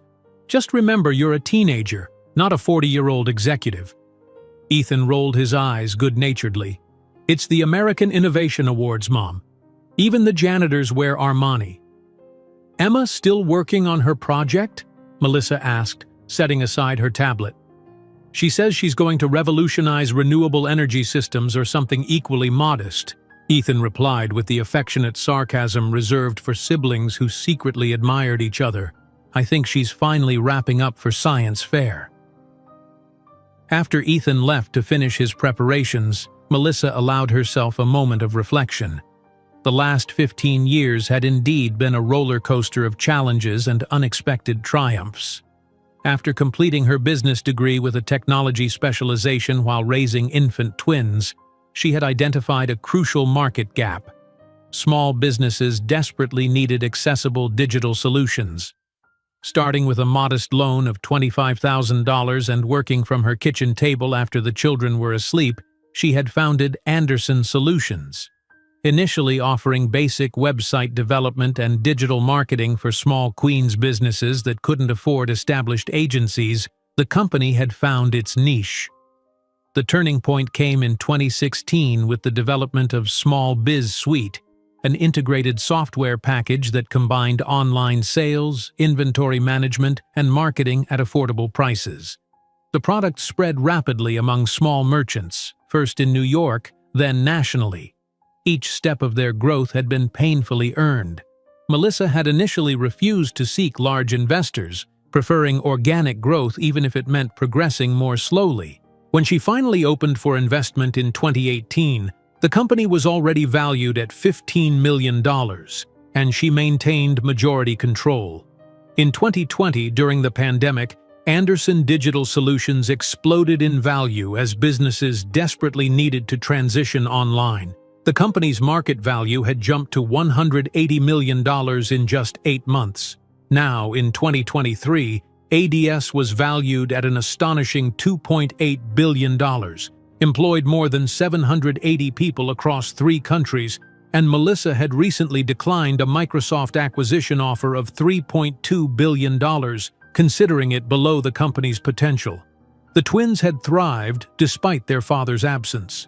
Emma, with her natural talent for science and mathematics, had published a scientific paper on energy efficiency algorithms at 13. Ethan demonstrated an impressive gift for languages and negotiation, often accompanying Melissa to important meetings as an observer. Both studied at the prestigious Dalton School with merit scholarships. Though they knew they didn't have a present father, Melissa had told them only the minimum, that he wasn't ready to be a father and chose not to be part of their family. She never mentioned his name or the empire he commanded. Melissa rose from her desk and walked to the window, watching the sunset paint Manhattan in hues of gold and rose. Tomorrow's awards ceremony would mark a culmination of years of work, not just building a successful company, but proving that success could come on her own terms, with integrity and purpose. "Claire, confirm our table for tomorrow," Melissa instructed her executive assistant through the intercom. "The twins, myself, you, Marcus from engineering and his wife, and reserve 2 spots for last-minute guests." "Already done," Claire responded efficiently. "The car will pick you up at 6:30. Driving her Tesla home through the evening traffic, Melissa smiled at the path she'd traveled. From abandoned pregnant waitress to the woman commanding one of the fastest-growing technology companies in the country. Her phone chimed with a message from the event organizer confirming her arrival time without mentioning the other nominees or sponsors. What Melissa didn't know was that Reynolds Enterprises, now led by Jonathan as CEO following his father's retirement, was the primary sponsor of the American Innovation Awards. Her penthouse apartment in the Upper West Side welcomed her with warmth and the sounds of teenage activity. Emma sat cross-legged on the living room floor, surrounded by components of what appeared to be a miniature power grid. Her dark hair pulled back in a messy bun as she made minute adjustments to the circuitry. "Mom, "I think I've finally solved the energy storage efficiency problem," she announced without looking up. "My calculations show this configuration could improve current battery technology by 23%. "That's incredible, sweetheart," Melissa replied, knowing better than to question Emma's calculations. Her daughter's mathematical abilities had long since surpassed her own. "Dinner's already ordered," Ethan called from the kitchen where he was setting the table. "Thai food from that place you like should be here in 10 minutes. The casual efficiency with which her children managed household matters sometimes took Melissa by surprise. They had grown up watching her juggle multiple responsibilities and had naturally absorbed her organizational skills. Later that evening, Melissa stood in her bedroom, evaluating her reflection as she tried on the elegant black Valentino dress she'd ordered for the awards ceremony. The garment draped perfectly over her frame, sophisticated without being ostentatious. There was nothing of the young, insecure waitress left in her appearance. Her eyes reflected absolute confidence, her posture the perfect poise of someone who navigated comfortably among billionaires and politicians. As she removed the dress and hung it carefully, her phone rang with a call from Marcus, her chief engineer. "The final demos for tomorrow are ready," he reported. "I've sent them to your email. The presentation team ran through everything twice. We're locked and loaded." "Perfect. Get some rest, Marcus. Tomorrow's a big day." After ending the call, Melissa checked on the twins. Emma had finally abandoned her project and was reading in bed, while Ethan was video chatting with a friend in Tokyo, conversing effortlessly in Japanese. "Not too late," she reminded them both, receiving synchronized eye rolls in response. In her own room, Melissa opened her laptop one last time to review the presentation materials. The ADS story was compelling, from kitchen table startup to industry disruptor in 15 years. What made it powerful wasn't just the financial success, but the company's commitment to making technology accessible to businesses of all sizes, democratizing digital tools that had once been reserved for those with deep pockets. As she closed her laptop and prepared for bed, Melissa felt a strange flutter of anticipation. Tomorrow would be a significant milestone for ADS, public recognition of what they had built. Yet she couldn't shake the feeling that something unexpected awaited her at the ceremony.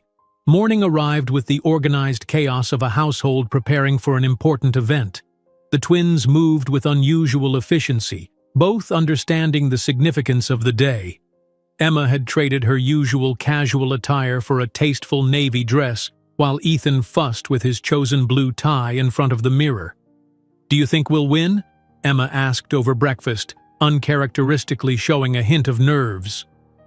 "Whether we win or not, being nominated puts us in remarkable company," Melissa answered diplomatically.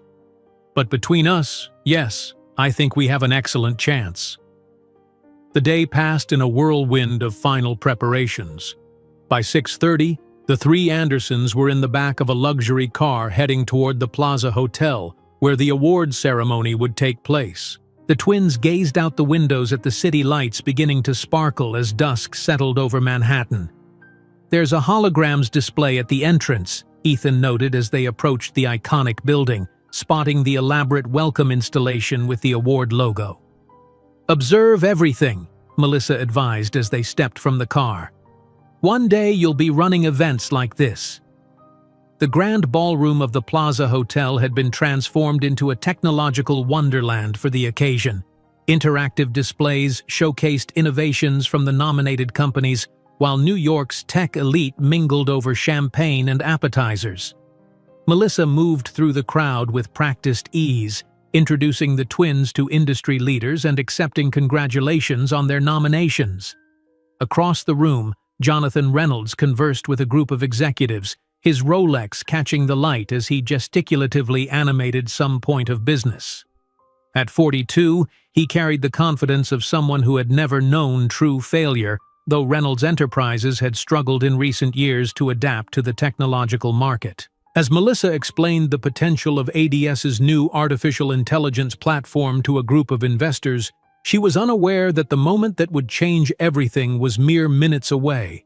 She couldn't know that on the other side of the room, Jonathan Reynolds had just spotted her name on the seating chart near his table and was now staring at her with growing recognition and disbelief. While explaining a complex algorithm to an impressed venture capitalist, Melissa had no idea that Jonathan was slowly making his way toward her, drawn by a mixture of curiosity and shock.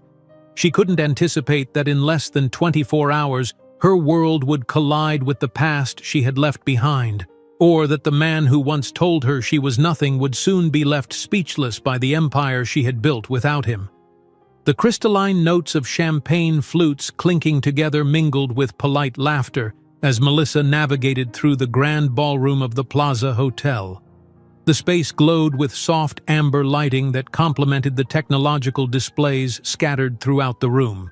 She had just finished explaining the potential of their new AI platform to a group of impressed investors when she felt a strange shift in the atmosphere. A primal instinct signaling danger before conscious recognition occurs. "Melissa? Melissa Anderson?" The voice froze her in place, triggering a cascade of memories she had carefully compartmentalized for 15 years. She knew who stood behind her before she turned, her body tensing involuntarily as if bracing for impact. In that suspended moment, Melissa took a deep breath and schooled her features into the composed mask she had perfected through countless high-stakes negotiations. "Jonathan Reynolds." "What a surprise," she replied as she turned, her voice carrying a practiced calm that betrayed nothing of the tempest within. Jonathan stood before her, immaculate in a custom Brioni suit that probably cost more than most people's monthly salaries. Yet despite his polished exterior, his face had drained of color. His eyes moved from Melissa to the two teenagers at her side, widening as he took in their features, the unmistakable shape of their eyes, the familiar slope of their noses, the evidence of his DNA woven into their very beings. "These are my children," Melissa continued, placing her hands protectively on their shoulders. "Emma and Ethan. Children, this is Jonathan Reynolds, CEO of Reynolds Enterprises." Ethan extended his hand with the impeccable manners Melissa had always emphasized. "Pleasure to meet you, sir," he said, his voice carrying the same smooth confidence that had once been Jonathan's trademark.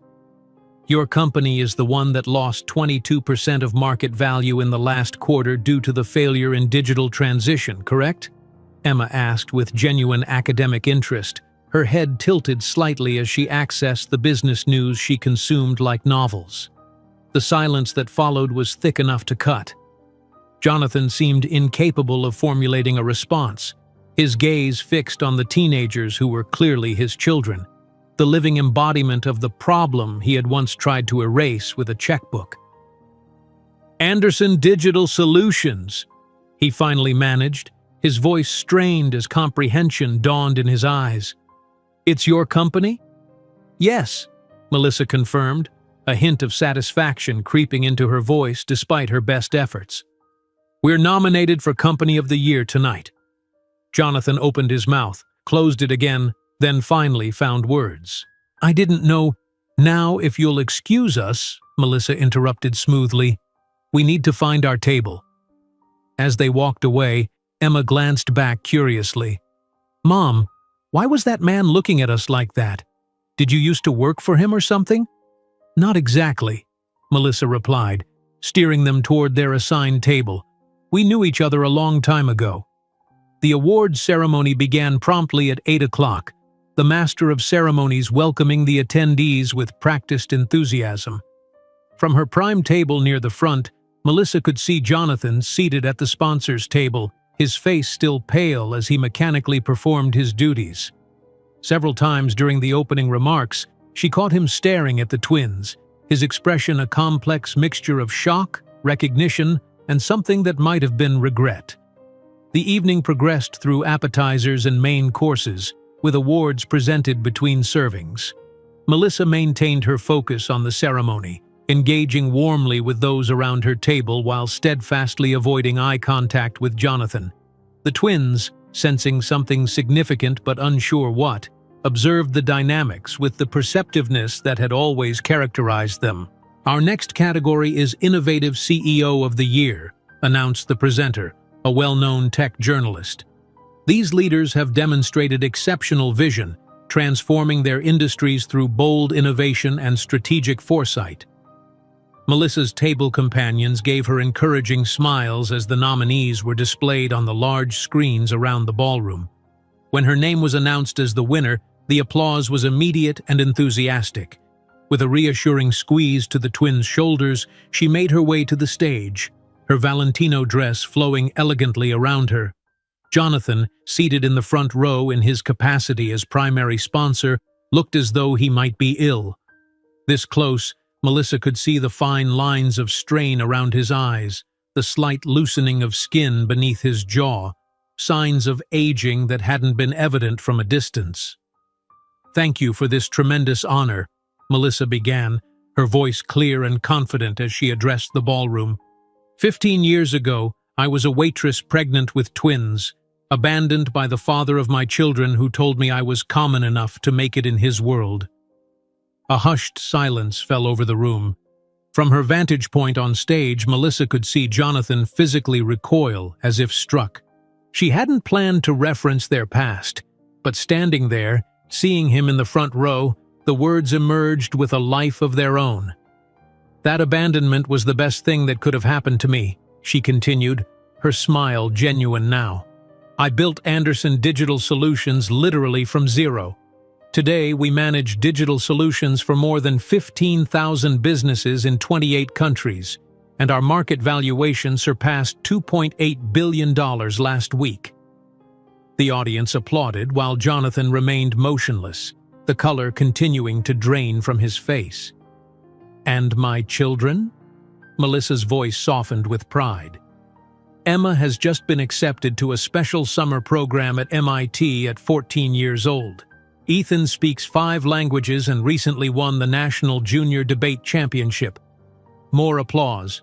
Melissa finally looked directly at Jonathan, their eyes meeting across the space that separated them, a space filled with 15 years of his absence and her triumph. "So this award is dedicated to everyone who has been underestimated, to everyone who has been told they weren't enough, to all the single mothers who were abandoned with promises that they would fail. Your definition of failure might be someone else's greatest success." The standing ovation that followed her speech drowned out any possibility of private reflection. As Melissa returned to her table, clutching the heavy crystal award, she was enveloped in congratulatory embraces from her team and fierce hugs from the twins. "That was awesome, Mom," Emma whispered in her ear. "Did you know that man?" Ethan asked perceptively, his eyes darting toward Jonathan, who remained seated, looking shell-shocked. "A story for another time," Melissa deflected gently. The after-party was in full swing when Jonathan finally made his approach. Melissa was engaged in conversation with a group of tech executives when she felt his presence at her elbow. "Could we speak privately?" he asked, his voice almost pleading despite his attempt at composure. Melissa excused herself from the group and followed him to a quieter corner of the room, deliberately choosing a spot that remained visible to everyone, particularly the twins, who watched the interaction with undisguised curiosity. "Why did you never tell me?" Jonathan asked without preamble, his voice a mixture of accusation and desperation. "Tell you what exactly?" Melissa replied, maintaining the same calm she would use in a difficult negotiation. "That I survived? That I built something greater than you would ever imagine I could? Or that your children are exceptional even without your name or your money? They are my children, Melissa. I had a right to know." "Right?" Her tone hardened perceptibly. "You forfeited any rights when you told me I wasn't good enough to be part of your world, when you offered me money to solve the problem. Your exact words, remember?" Jonathan paled further, if that was possible. "I was young, stupid, pressured by my father.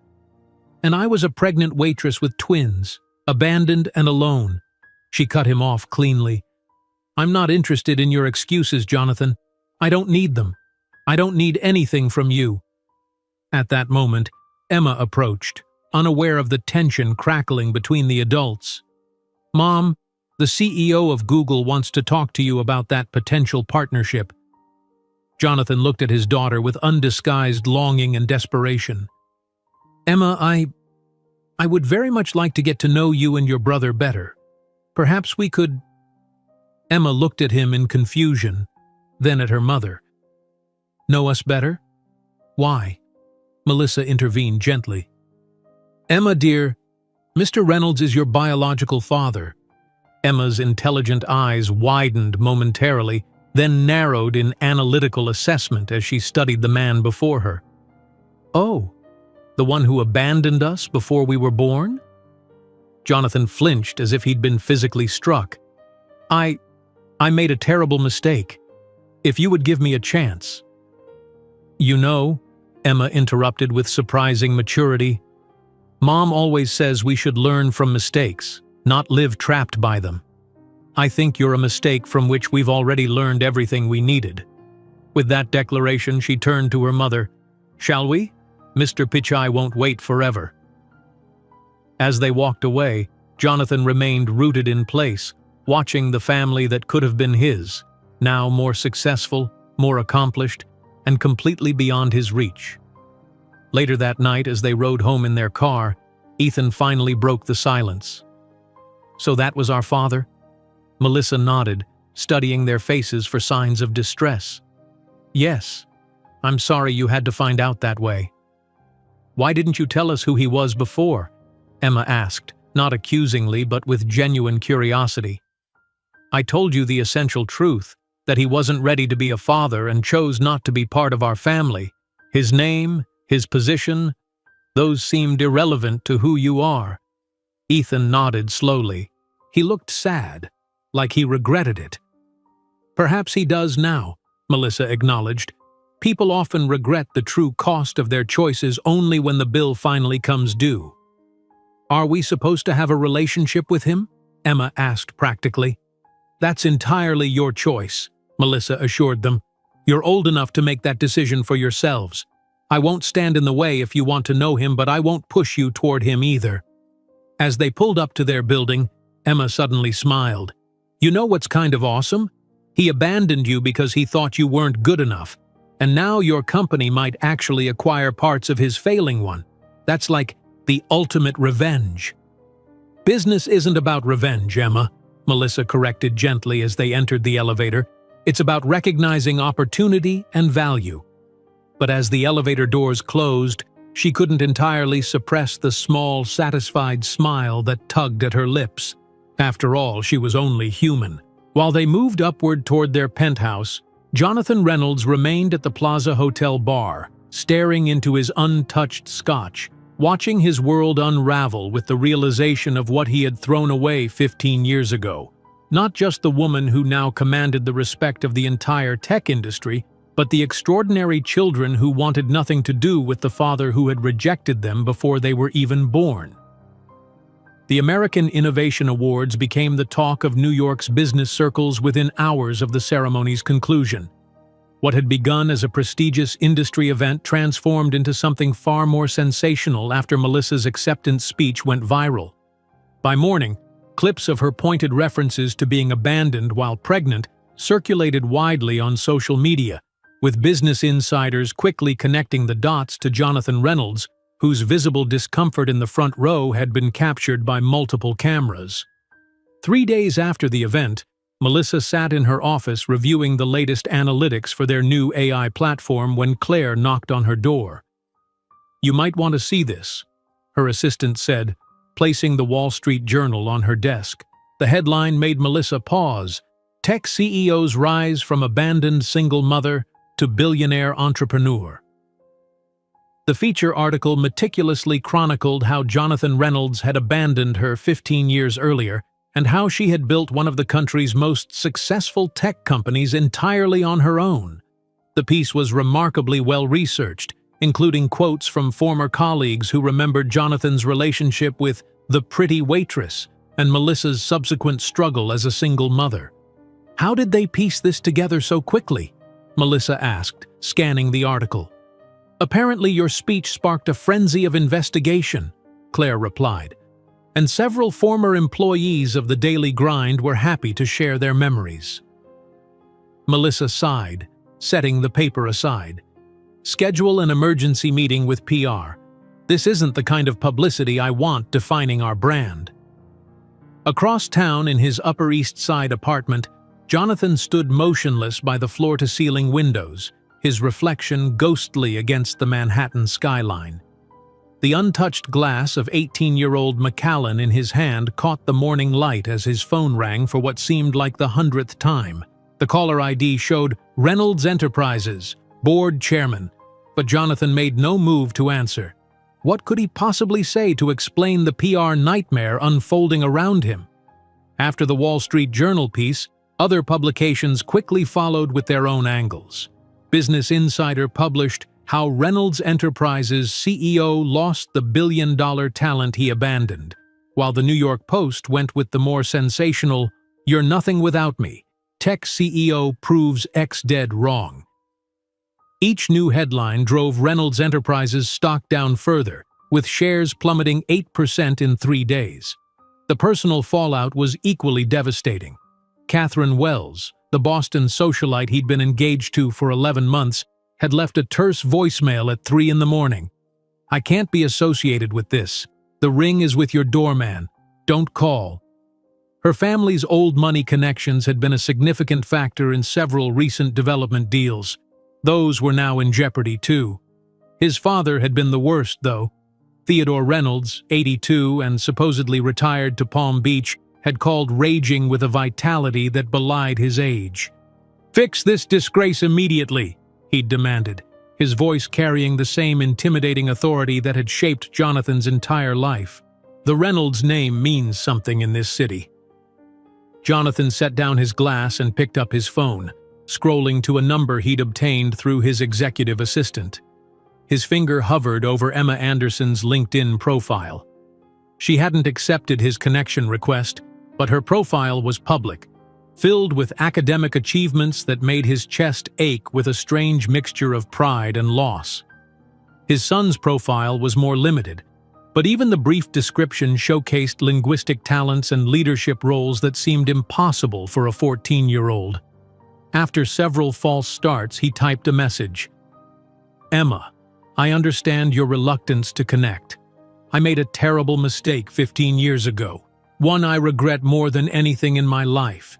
I would be honored for the opportunity to get to know you and your brother. I'm proud of your accomplishments." His thumb hovered over the send button for a full minute before he finally pressed it, exhaling as if he'd completed a marathon. At Anderson Digital Solutions headquarters, Melissa had gathered her executive team for an emergency meeting. The unexpected publicity had generated intense interest in the company, with their stock rising 12% in just 3 days. "I want to be absolutely clear," she instructed her public relations team, pacing the length of the conference room. "This personal story is not to become our narrative. We redirect all questions back to our technology, our innovation, and our service to clients. I won't have ADS defined by something that happened 15 years ago." "The interest has generated unprecedented traffic to our site," the marketing director noted. "Investor inquiries have tripled." "That's fine, but we focus on our strengths, not on personal drama," Melissa insisted. "Our brand is built on technological excellence and accessibility, not on my biography." After the meeting, she returned to her office to find Emma and Ethan waiting for her. They had been unusually quiet since the awards ceremony, processing the revelation about their father in their own ways. "Microsoft increased their offer to $4.1 billion, Ethan commented, casually dropping information he had clearly been monitoring. "Is that because our stock price went up after everyone found out about him?" Melissa sighed, setting down her tablet. "Partially, but we won't make decisions based on that." "He tried to add me on LinkedIn," Emma said, holding up her phone, "and sent a message about how he's proud of my accomplishments." "How can he be proud of something he had absolutely nothing to do with?" Ethan's indignation was palpable, his adolescent sense of justice clearly offended. "You don't have to respond to him," Melissa assured them, sitting down between her children on the office sofa. "That's entirely your choice." The twins exchanged a look that Melissa recognized, the silent communication they'd perfected since infancy. "We've been talking about it," Emma said carefully. "We're curious, but not ready. Maybe someday, but not now." Melissa nodded, relieved that they weren't rushing into anything. "I think that's a wise approach." A week after the award ceremony, Jonathan finally secured a meeting with Melissa after dozens of attempts through various channels.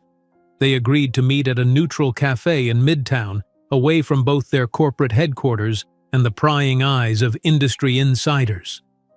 When Melissa arrived, Jonathan was already seated at a corner table, looking noticeably aged from just a week before. The confident executive who had once dismissed her so casually now appeared diminished, with dark circles under his eyes and tension evident in every line of his body. "Thank you for coming," he began as she took her seat. "I know you have every reason to refuse." "What do you want, Jonathan?"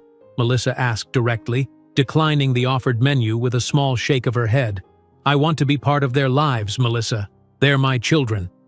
His voice carried a desperate earnestness that might have moved her years ago. "Biologically, yes," she acknowledged calmly. "But in all other ways that matter, no. You weren't there when Emma had pneumonia at 3 years old and I spent nights in the hospital while working remotely to avoid losing my job. You weren't there when Ethan was bullied at school for not having a father, and I had to teach him about self-worth." Jonathan leaned forward, his hands clasped tightly on the table. "I can make up for lost time. I can offer opportunities, connections." "They don't need your opportunities," Melissa cut him off. "Emma has already received invitations from 3 Ivy League universities for special programs. Ethan has mentors in 4 different countries. What exactly do you think you can offer that they don't already have?" Jonathan swallowed hard. "I just want a chance." "The chance was 15 years ago. Now it's too late. Reynolds Enterprises could form a strategic partnership with ADS," he suggested, a hint of the businessman emerging through his desperation. "We could work together. It would be a way for me to get closer." Melissa laughed, a genuinely amused sound. "You still don't understand, do you? Your empire is crumbling, Jonathan. I don't need Reynolds Enterprises. In fact, we're considering acquiring 3 of your subsidiaries that are undervalued due to your mismanagement." The shock on his face was palpable. "You wouldn't do that." "Not out of revenge," she replied calmly.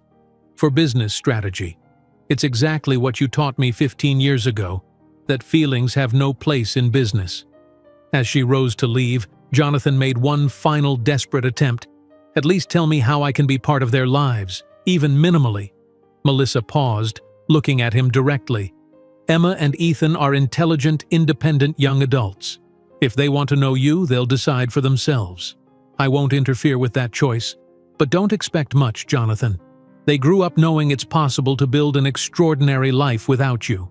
2 weeks later, Anderson Digital Solutions officially announced the acquisition of Reynolds Enterprises' residential technology division for $340 million. Wall Street analysts immediately praised the move, predicting the division would thrive under Melissa's innovative leadership. On a quiet Sunday afternoon, Melissa sat on the terrace of her penthouse, watching Emma and Ethan engaged in an animated discussion about their next science project. Her phone displayed a notification. Jonathan Reynolds had stepped down as CEO of Reynolds Enterprises, citing personal reasons. There was no vindictive satisfaction in her heart, only a sense of complete closure. The man who had once considered her unworthy of his world had now been completely eclipsed by her in every aspect, professional, personal, and moral. "Mom, we've decided to respond to that email," Emma said suddenly. "What email?" Melissa asked, surprised. "From Jonathan Reynolds," Ethan clarified. "We're going to tell him we're not interested in knowing him now, but that maybe one day when we're adults we might consider having coffee. No promises." Melissa smiled at her children, proud of the maturity and compassion they demonstrated, qualities they had developed without the influence of the man who had rejected them. "I think that's a wise decision," she replied simply. As the sun set over Manhattan, Melissa contemplated the empire she had built. Not just the multi-billion-dollar company, but the strong, united family, the unwavering integrity, the complete life she had created from nothing. A life that had never needed Jonathan Reynolds to be extraordinary. In the twilight of that terrace, with her children by her side and a bright future ahead, Melissa Anderson finally completely freed herself from the ghost of the past. Not through revenge or bitterness, but through the most powerful of antidotes, genuine success and complete happiness that no one could ever take away from her. If you enjoyed today's video, I'm sure you'll love the next one. Don't waste time. Just click on the screen.